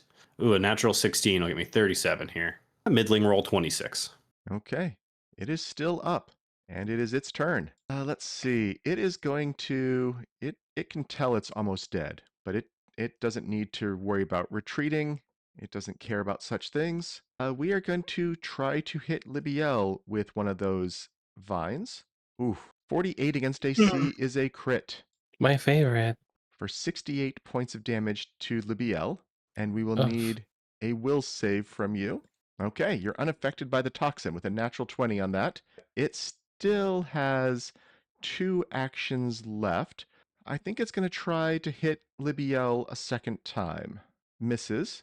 And it is then going to try to send the last tendril at Dezi. I'd love to get 2 people confused. No, that is not going to happen. Libbiel. She's going to twirl her rapier and do a lightning stab with it, doing a lightning bolt cast. So drawing the line. Okay. Yeah, so point blank lightning bolt. Make your save. This is the real shocking grasp. It failed. Yeah, the real shocking grasp. Okay, it's going to take a little bit less, but I think it's still enough to defeat it. So it also gets dispersed. It kind of fades away into the mist. You maybe see some of that absorption it was doing maybe flow the other direction back into the ground. You see the ground maybe slightly, or a little more fungus is growing here. You feel that this thing is never truly destroyed, but you think it's months to years for it to regenerate and come back. Okay. And we Well, are that out. won't be Well, a actually, problem. we're not out of combat because Vanarel is still confused, even if it is suppressed with focusing hum. So Dezi, we're not going to shoot at Vanarel with her helpers. Oh, they could try to come counteract. Do I think they have enough of a chance? If they don't, what's the point? Let me see. Okay, so we will try. They get, looks like one of these. Each of you can have one of these per day. Disease or poison. This was poison, so they can try this. Yes. That is a success. They needed to get a rank 8. They have rank 7, so on a success, they get rank 8. They have gotten rid of your poison. Nice. okay, cool. Well, all right then. So we'll get rid of that, and we can leave combat then. All right. Well, I guess I used 3 casts of my lovely life boost on us just to get us we'll back be to getting- pretty good health. I'll use the cast of life boost as well. So Yeah, I'm not going to make you do I'm gonna healing right guess now. we'll You- heal up within 20 or 30 minutes. It's not that long. I mean, you are set up to camp here overnight, and you think if there was anything else close by, the combat probably would have dragged it in the moment. So you think you think you have time now. So go ahead and you can heal to full without even checking the 10-minute, 20-minute windows. I'm not going to make you bookkeep through those. I'm going to pick up my staff, though, for sure. Yeah. One thing that you're Yeah. noticing now, especially Libbiel, as you were flying around in that broom just a little bit, you are seeing that there's a haze that begins. You can see a haze in the air that is above you. It's maybe starts maybe 100 feet up, so it's not super close to you right now. But there is this. It's a miasma of spores in the air, and you've heard it's called the haze. It starts roughly 100 feet above ground and extends nearly 500 feet further above that, blanketing all of the Tanglebriar in a noxious looking and sickly green cloud bank that does make you feel like you never want to try to be flying up there. You won't be able to see any landmarks below. It blocks all sense of light from the ground for navigation. You can tell that you could just get so lost if you were trying to fly above to get anywhere new. But obviously that's Okay. not relevant in the moment to you. But you can tell it doesn't affect you when you're flying close at ground level, but if you're going to fly high up, you can tell it'd be a problem. I'm gonna let everybody else know. Hey, if you get to flying for some reason, try to stay low. The mists up there kind of really get thick and might block your way seeing where to come back. So yeah, keep it low. And I would like to ask one of you, before you know what this is for, I want you to nominate someone. Vanarel. Vanarel, roll me a d20. All right, done. I was going 10. to say Vanna as well. Okay, Dezi, roll me a d20. 8. Yes. Okay. As you are packing up and getting ready for bed here, you do hear some other sound. It's almost like a very light, it sounds like something is stabbing into something soft. Very repetitively, just a little thick. I Where's would like that to coming look from? around for what that is. Okay. Give me a perception check. Yeah, so off in the distance, pretty far away, Dezi, you see something that is truly repulsive and off-putting. It's looks like a cross between a spider and an imp. It's blood red Oh, that's horrifying. with dripping ichor out of its mouth, bat wings, kind of a more of a wasp-like abdomen though, but spider-looking legs. And there's a couple of these. There's like 4 of them. I'm going to take them off the screen now though too, because they are kind of gross. There's 4 of them. Looks like they're kind of walking around. This is probably maybe 200 feet away is where you're seeing them. It does seem like they've not seen you, but you hear them, and that noise is just their legs sinking into the marsh. I feel like we should maybe stop whatever's going on there. After you, you can go ahead. Yeah. I'll stay I- back here and keep your back safe. I start moving towards the terribleness. Dezi, do you Just need to wanted go? make I don't know if sure. it's smart to go out there right now. There's going to be terrible things around us very You frequently. should go in front of me then, right? Let's make sure that they're not coming towards us. If they wander away, that becomes something that's not our problem. I think that's the prudent approach. Just make sure we haven't been seen. I mean, this is our camp. We need to clear the area around it, right? This isn't exactly our home turf yet. But the whole point is to make it our home turf. I just think we're going to have more than enough enemies without having to search them out just yet. Fine. But Daegron will go out towards where Dezi is just to keep an eye on this to make sure they're not coming towards the camp at all. What do they seem to be doing out there? Can we tell? At this range, it's hard. I mean, they're walking around. They seem to be drooling on the ground a little bit. They're walking across the swamp in the marsh. At least wants to see what's going on out there. And if people want to follow me, that's fine. I'm assuming it's to the east. That could be totally wrong, but See, would you like It's me to to the go east, look? yes. I'm a little stealthier than you. Can we get a close enough look at them to try and recall knowledge and find out what those things are exactly? I would want That's fair. a stealth check if you're trying to get a little closer to take a look. I'm gonna stealth closer. Yep, go ahead. Give me your stealth roll. Dezi is also trying at this point. Okay. I'm going along as well to make sure Dezi doesn't get themselves killed. Yeah. But I okay. recognize that I'm going either to of hang them- out near the If- the I want to camp ask more. if, because these were hidden checks, if you had rolled a critical fail, Dezi, would you want to re-roll? Hypothetically. Would you want to use your hero I'll point use on my this? halfling luck to reroll this. Okay. Yeah.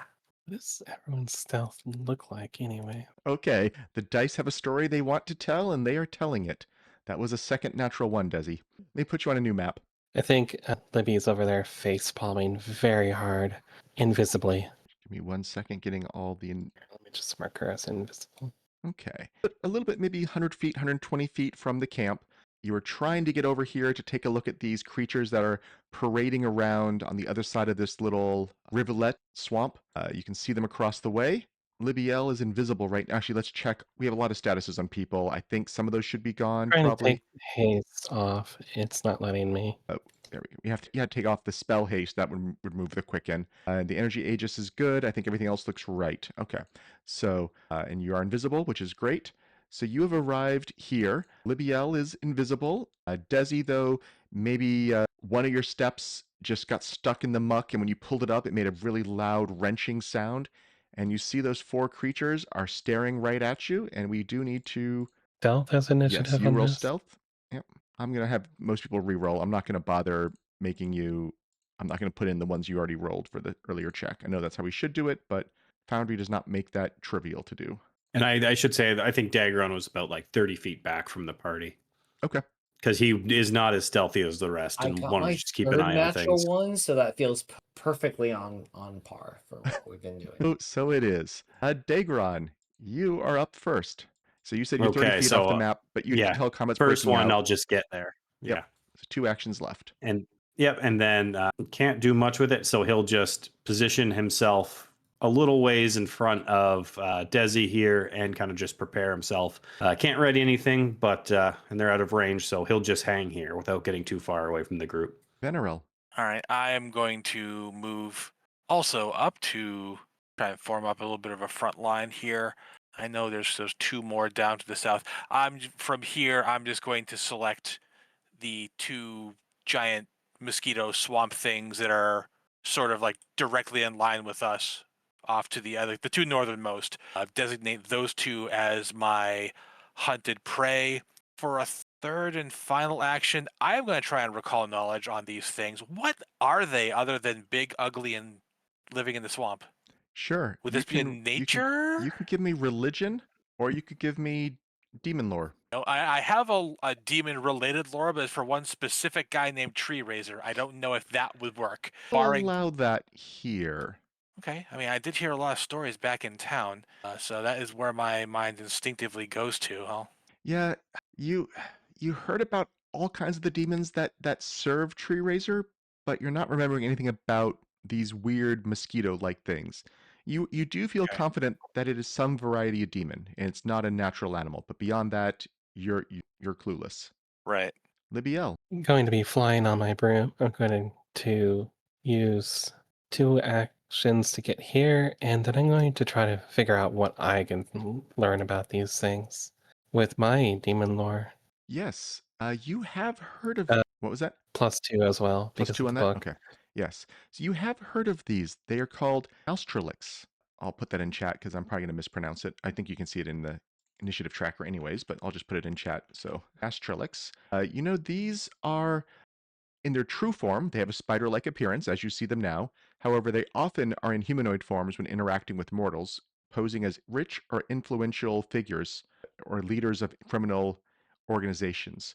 You know they are associated with pollution and corruption. But unlike the Omex, who are who routinely befoul and polluted their environments, the Mistrelic sin is more focused on the pollution and corruption of the flesh, such as those in life who ran complex webs of corruption in society, drug dealers, and similar pollution of that nature. It does seem these ones may be closer to the Omexes than normal.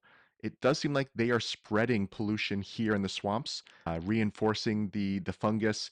That drool they're putting everywhere seems like it's nurturing the brain worms. It's all kinds of nastiness going on here. Well, what would be your one question about them? I would like to know their sin weakness. Their sin weakness.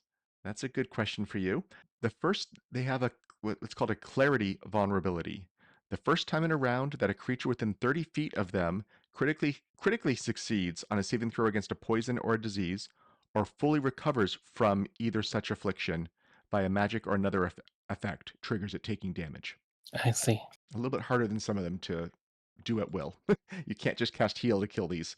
And they are up next. At least some of them are. And one of the ones across the way sees you, is going to move towards you, and you hear that weird thick as its feet are sinking into the bog here. And it is then going to. It's gonna. Yeah, why not? Let's put a toxic cloud on top of all of you, or most of you. So if you're inside that cloud, please give me a fortitude save, which is everyone but Libbiel. Lovely. So we see 2 critical successes, Daegron and Dezi. We see a fail on a natural 1 from Vanarel Oh, hey.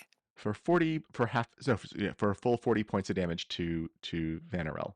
And that was its turn. Glad you got that armor, Vanarel. The next one is the northernmost one. And what does it want to do? It's also going to close a little bit on the party. and then it is going to redirect all of that acid and saliva dribble that it seems like it's spewing everywhere it walks, and it's projectile vomiting it all towards you all. Is it going to reach you? Actually, maybe it can't do this turn. Let me check that range. No, okay, it's not going to do that this turn. Good for you. Dude, 'cause it Instead, sounds terrible. instead of spewing it, it's going to lob a small glob of it. And looks like Vanarel is closest, so Vanarel it is. A caustic slurry Lovely. comes flying at you, and with a 41 is going to hit you for 19 points of poison damage, and might as well send a second glob of spit towards you, and that one's going to critically miss. Dezi, you're inside the toxic cloud. Everything outside is concealed. Sorry. Did somebody recall knowledge / share Yes. any information with us? Libbiel Not recalled knowledge. successfully. Libbiel successfully did. But the one bit Hmm. found out was their sin vulnerability, which is whenever you critically save against a poison or disease, or fully recover from such an effect, it will hurt them. And that's the mosquito type things, the big bugs? Yes. Just to make sure? Yes, that's Okay. something to the north. It's Libby. It's That's Libby. it's invisible Libby. Oh, that's you, Libbiel. Sorry. I pulse jump. Okay. I'm not feeling too bad in this cloud. So I think we're going to. What do we want to do to these guys? We know they're demons of some sort. I think it's okay to use some sort of spell. So we're gonna take an Eldritch shot, and we're gonna use Holy Light. Okay. Do you have a way of counteracting the concealed, or are you going to be doing a flat check? Concealed for because the cloud. Yes. No, but I'm a halfling, so that's easier for me. Okay. Just making sure before you commit to a 3-action spell or good shot. 6 will do it. Let's roll the attack roll on that one. You know what? I'm gonna use my once per day guiding luck. Oh, that's the wrong attack roll. I should use the actual. Let me. What's the difference in the So it should modifier? be- What's the difference on the modifier? It's like 3 higher, I think. I assume it's still a miss. 3 higher. Let me Let me check. double check. 26 is the bonus on the attack roll. So it's 2 higher. So that's still a miss. 2 higher. Yeah, okay, good. Then I will use that and I'll re-roll. I'm just gonna roll the attack now, rather than. Well, that's okay. That's well, a we hit got now. to a hit. That is a hit. That's the regular damage, and I'll do the spell damage in just a second. And it took some extra damage from that. You see its wounds smoking, or maybe you see some of the filth disappearing off its body from that hit. Oh, that holy light. That's a lot of damage. Yeah, holy light. It'll do it. Yeah. It doesn't like me anymore. Yeah, you see it. But that's my full You see turn. some of the sludge coming off of it. You see a maybe a much more frail looking body being exposed beneath it. It looks like it Oh, wallows in filth, and it's losing some of that. I'm still in this cloud. I don't know when that affects me. It's but, it's at the beginning of a turn, but because I always forget to do that, we do it at the. Okay. I did the first roll on when it actually was cast. In later rounds, it will matter. But now we have the last one of them to go, who I think is also going to end up triple moving. Double move and spit. It is double moves to theirs, flying its way across the marsh, landing here on this little island, targeting Vanarel, and spitting some poisonous acid at you, and missing. Top of round 2, Daegron. The archers are not with you. They're defending your camp while you were investigating this. Okay, I believe my ally said they're demons, so he'll do a swap over to his cold iron for 1 action. And then with his last 2, he's going to sudden charge out of this toxic cloud towards the closest one here. Give me And as a fort save. Yep. I Do you have you have splashed up some brainworms as you were running through there. We will deal with that after the tasty. fight. I think. I don't think they And have a then he quick swings onset. at the end. That's a For critical hit. 43. 70 points of damage. Oof. I think that one might not be long for the world. Oh, it's still here. It survived that, but I know Still you have here. more. Nope, that's everything because it was the swap and yes. then the sudden charge. Okay, Vanarel, you are up next. Okay, I when I heard something about brainworms in the water, I was already planning on doing this, and I seem to be a perfect 10 feet from the edge of shore, so I'm going to try and jump. So I don't 2-action have long quick jump? jump or anything. So- Yeah, just 2 action. And 10 feet, what's your speed? I think you can get the 10 feet guaranteed then. Yes, you can. My speed is 30. Yeah. Yep, you can get the 10 feet cleared. So 2 actions to run and jump across there. No check needed, unless you wanted to jump further than the 10 feet. I was hoping to. Yeah. Okay, so you want to do an athletic try and- check. Got it. See if I can get a little bit longer than that. Yeah. Well, Yeah, that still gets you Yep. 25 feet from the bank. So there you go. Unfortunately, that is 2 of my actions. I am going to this. You know what? This northern one, the one that Daegron just sank his axe into, just right from here, I'll just hurl my light hammer at it for a final attack here. Just try to, like, hopefully knock that one between its large bug eyes. That is going to crit it. 42 sounds like a crit. All right, so yeah, I'll hopefully just take care of this thing once and for all. Yes, we won't bother rolling the crushing Nice. effect. That Yeah. was completely destroyed. Okay, Libbiel. All right. I'm going to move in a little bit closer to my friends and then cast a haste on Daegron, which should not break my invisibility, right? This was a second rank invisibility. I'm going to say no. If it becomes too exploitive, I will consider it an hostile action, but for now, I'm going to consider purely buffing effects to be non-hostile. But Okay. I do reserve the right to be stricter if it becomes too often. Well, things do have perception checks. Eventually, she might get found out. So she's going to buff Daegron, and that's the end of her turn. Okay, and you're flying, so you don't need to make checks against the brainworms. Okay, we now have one of these who is reasonably close to you. I think it's going to spew pollution at you, at the two frontliners. Just misses Libbiel. So we will need a reflex Ooh. save from the two of you as a spray of acid, rubble. It seems like maybe it had rocks inside of it as well, that it's almost like a bird's craw. But you both critically saved, both of you. So that did absolutely nothing. The area, though, that's within that is difficult terrain from all the rocks and slippery acid. So I will leave that template out while it's there. And it is then going to, spit. Daegron's been hurt. Vanarel's been hurt. It's going to keep spitting at Vanarel. I'm glad I found out these things' favorite. Yep, And that'll hit. 39 will hit for 10 points of damage. The southern one that was going around everyone else, it is going to attack you. I don't believe it can see through its poison. I'm just double checking that. No special senses. No. So it will have to make, you are concealed within here, so it will have to make a flat check. Do that first. It's able to target you, and it then is going to try to bite you with its fangs. But with a 4 on the die, that is going to miss by a lot. Dezi, we now need a new save from the Toxic Cloud. Let me get the DC for you. I can't. Just roll me a fort save. I don't have a macro for it. That's a 35. That is a success. You'll be taking half damage. It's critical success. Oh, for you? Yep. Okay, never mind. No damage. Master now. Yep. And which, Dezi? Which one? So Dezi? Can you hear me? Yes, we can now. Which one were you targeting? Oh, sorry. I targeted that one. It looks like I have a 34 to hit. Oh, which one? I don't see your token telling me which one is targeting. It looks the one that's southeast of Daegron, the one furthest to the east. I apologize. Okay. I think one just went out. So yeah, 34 to hit for 55 damage. There we go. Hold. Yep, we've applied all the damage. Okay.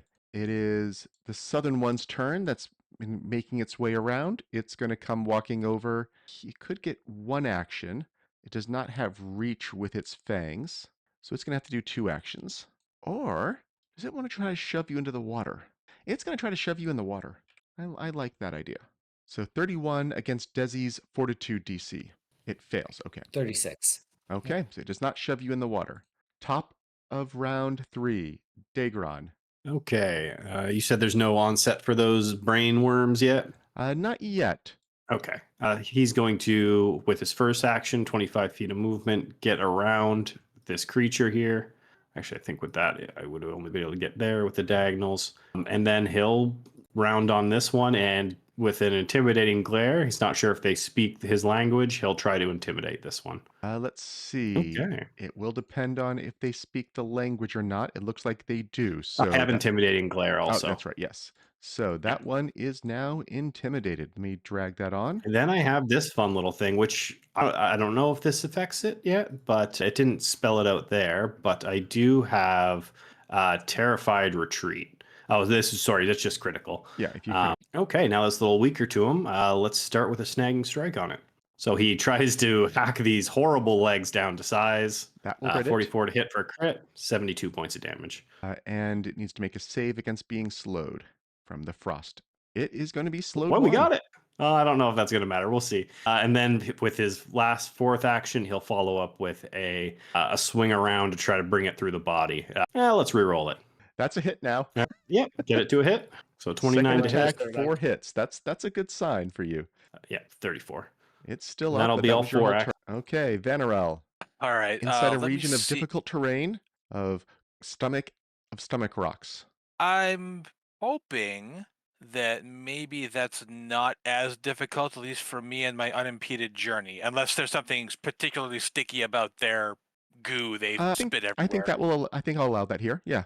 But I was hoping that this thing would be off so I could maybe get back over. Well, Daegron walloped that thing awfully hard again. Let me see if I can get away with this again. I'm going to just right from here try to ping this one off its little mosquito skull with my light hammer again, just throwing it at range because there's 2 of them on the wrong side of this nasty brainworm water that need to be dealt with also. Hurl it that way, clocking him for a 45. That will crit.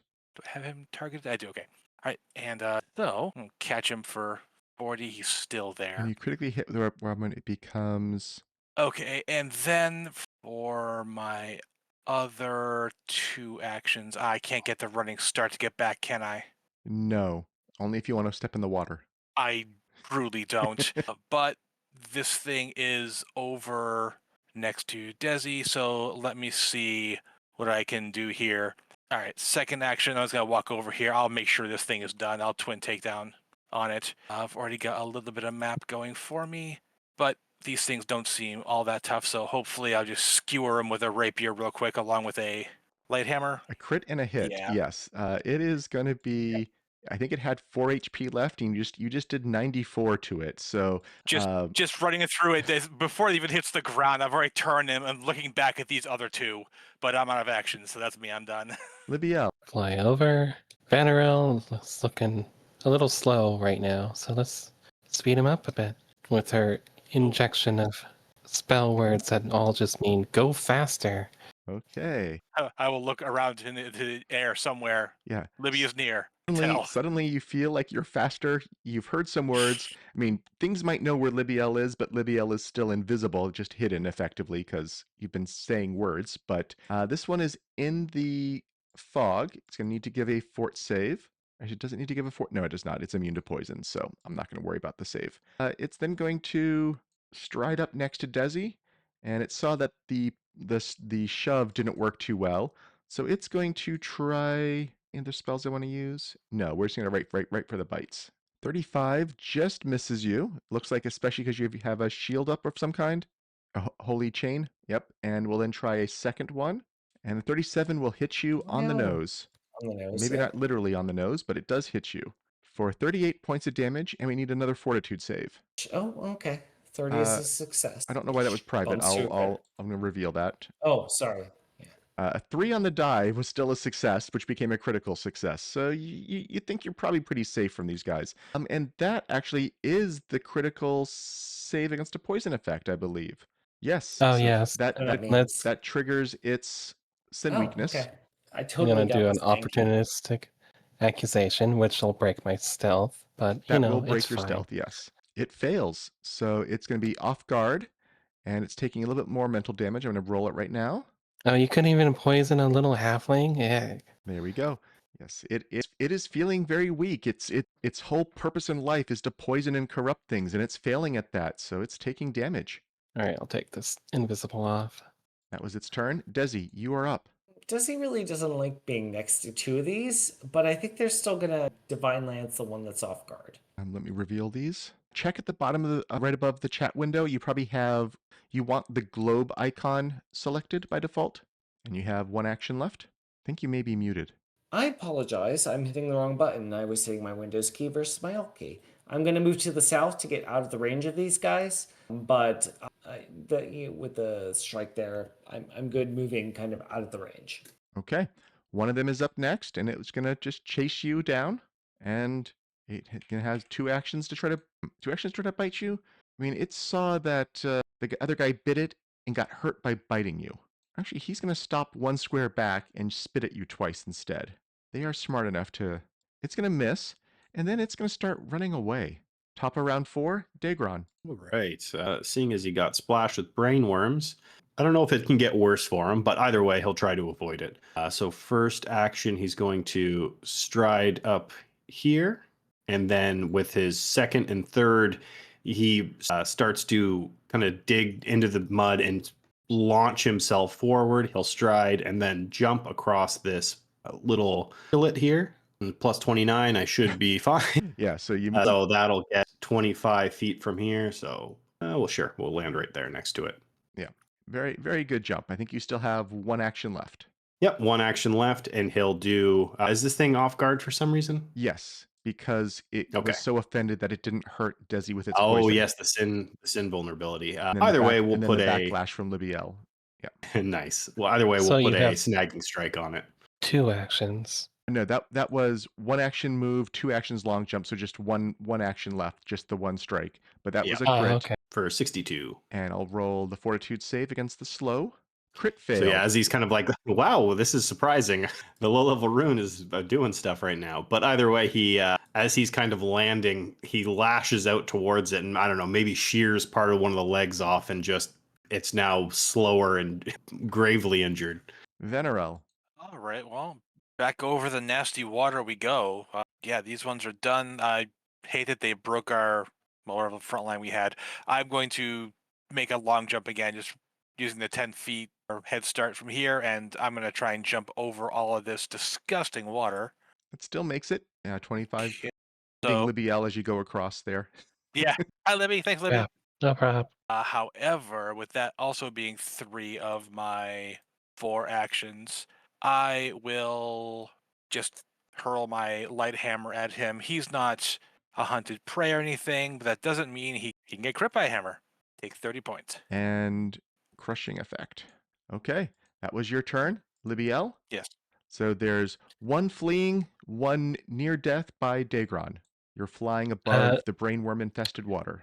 She doesn't want that thing to get away and get some friends or anything to come back for. So she's going to move up a little bit. Actually, no, she doesn't have to move for this. Telekinetic bombardment from where she's at. She's going to take this tree and make it a 30-foot line and hit him with it. It is going to fail. So it is full Here's damage your and damage. knocked prone. That tree goes slamming into it, landing on top of it. I'm not going to have it pin it to the ground, but it got knocked on the ground. Maybe 1 or 2 of the legs is a little stuck under the tree, and it took a fair bit of damage. You still have Which 1 one is action that? left. Sorry, Libby. That's the sub. Southern one? Okay, cool.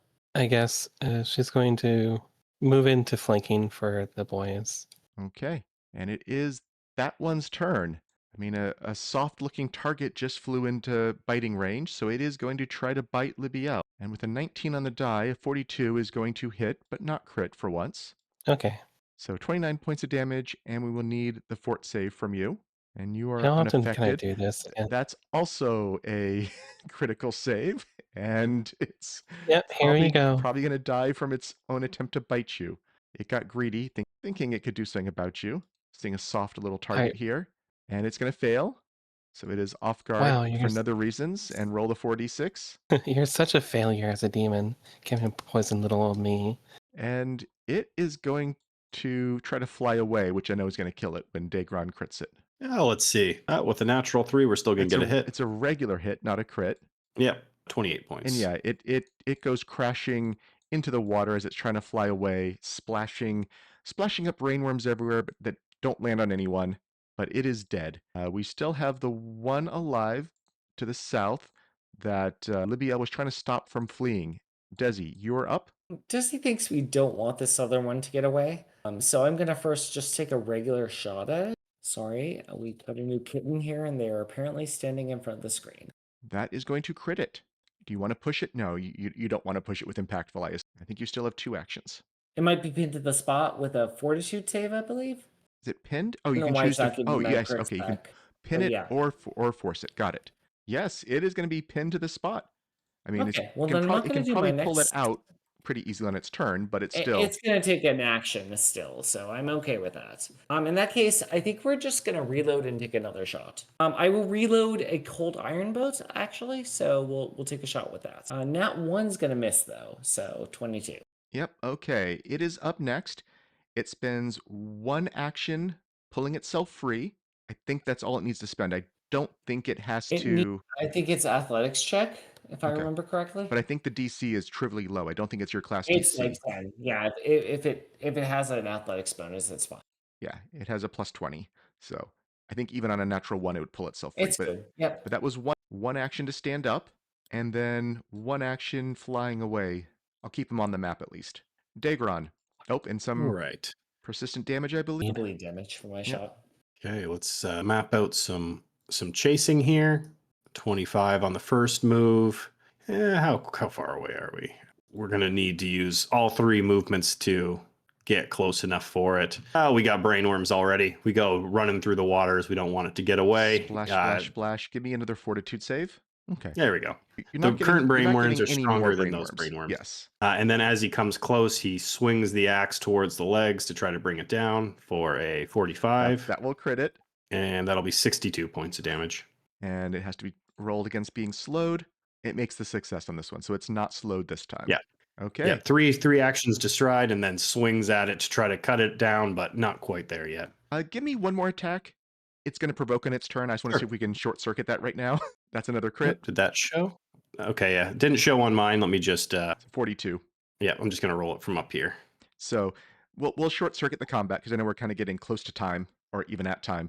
So instead of waiting for everyone else to go and it to run away, it gets killed when it tries to fly away on its turn. And we are out of combat. We will have to deal with your brainworms next time. I'll make a note. But so the rest of the night here will pass without problem. So you'll be able to rest up at your new camp, and we will pick up what that means next week.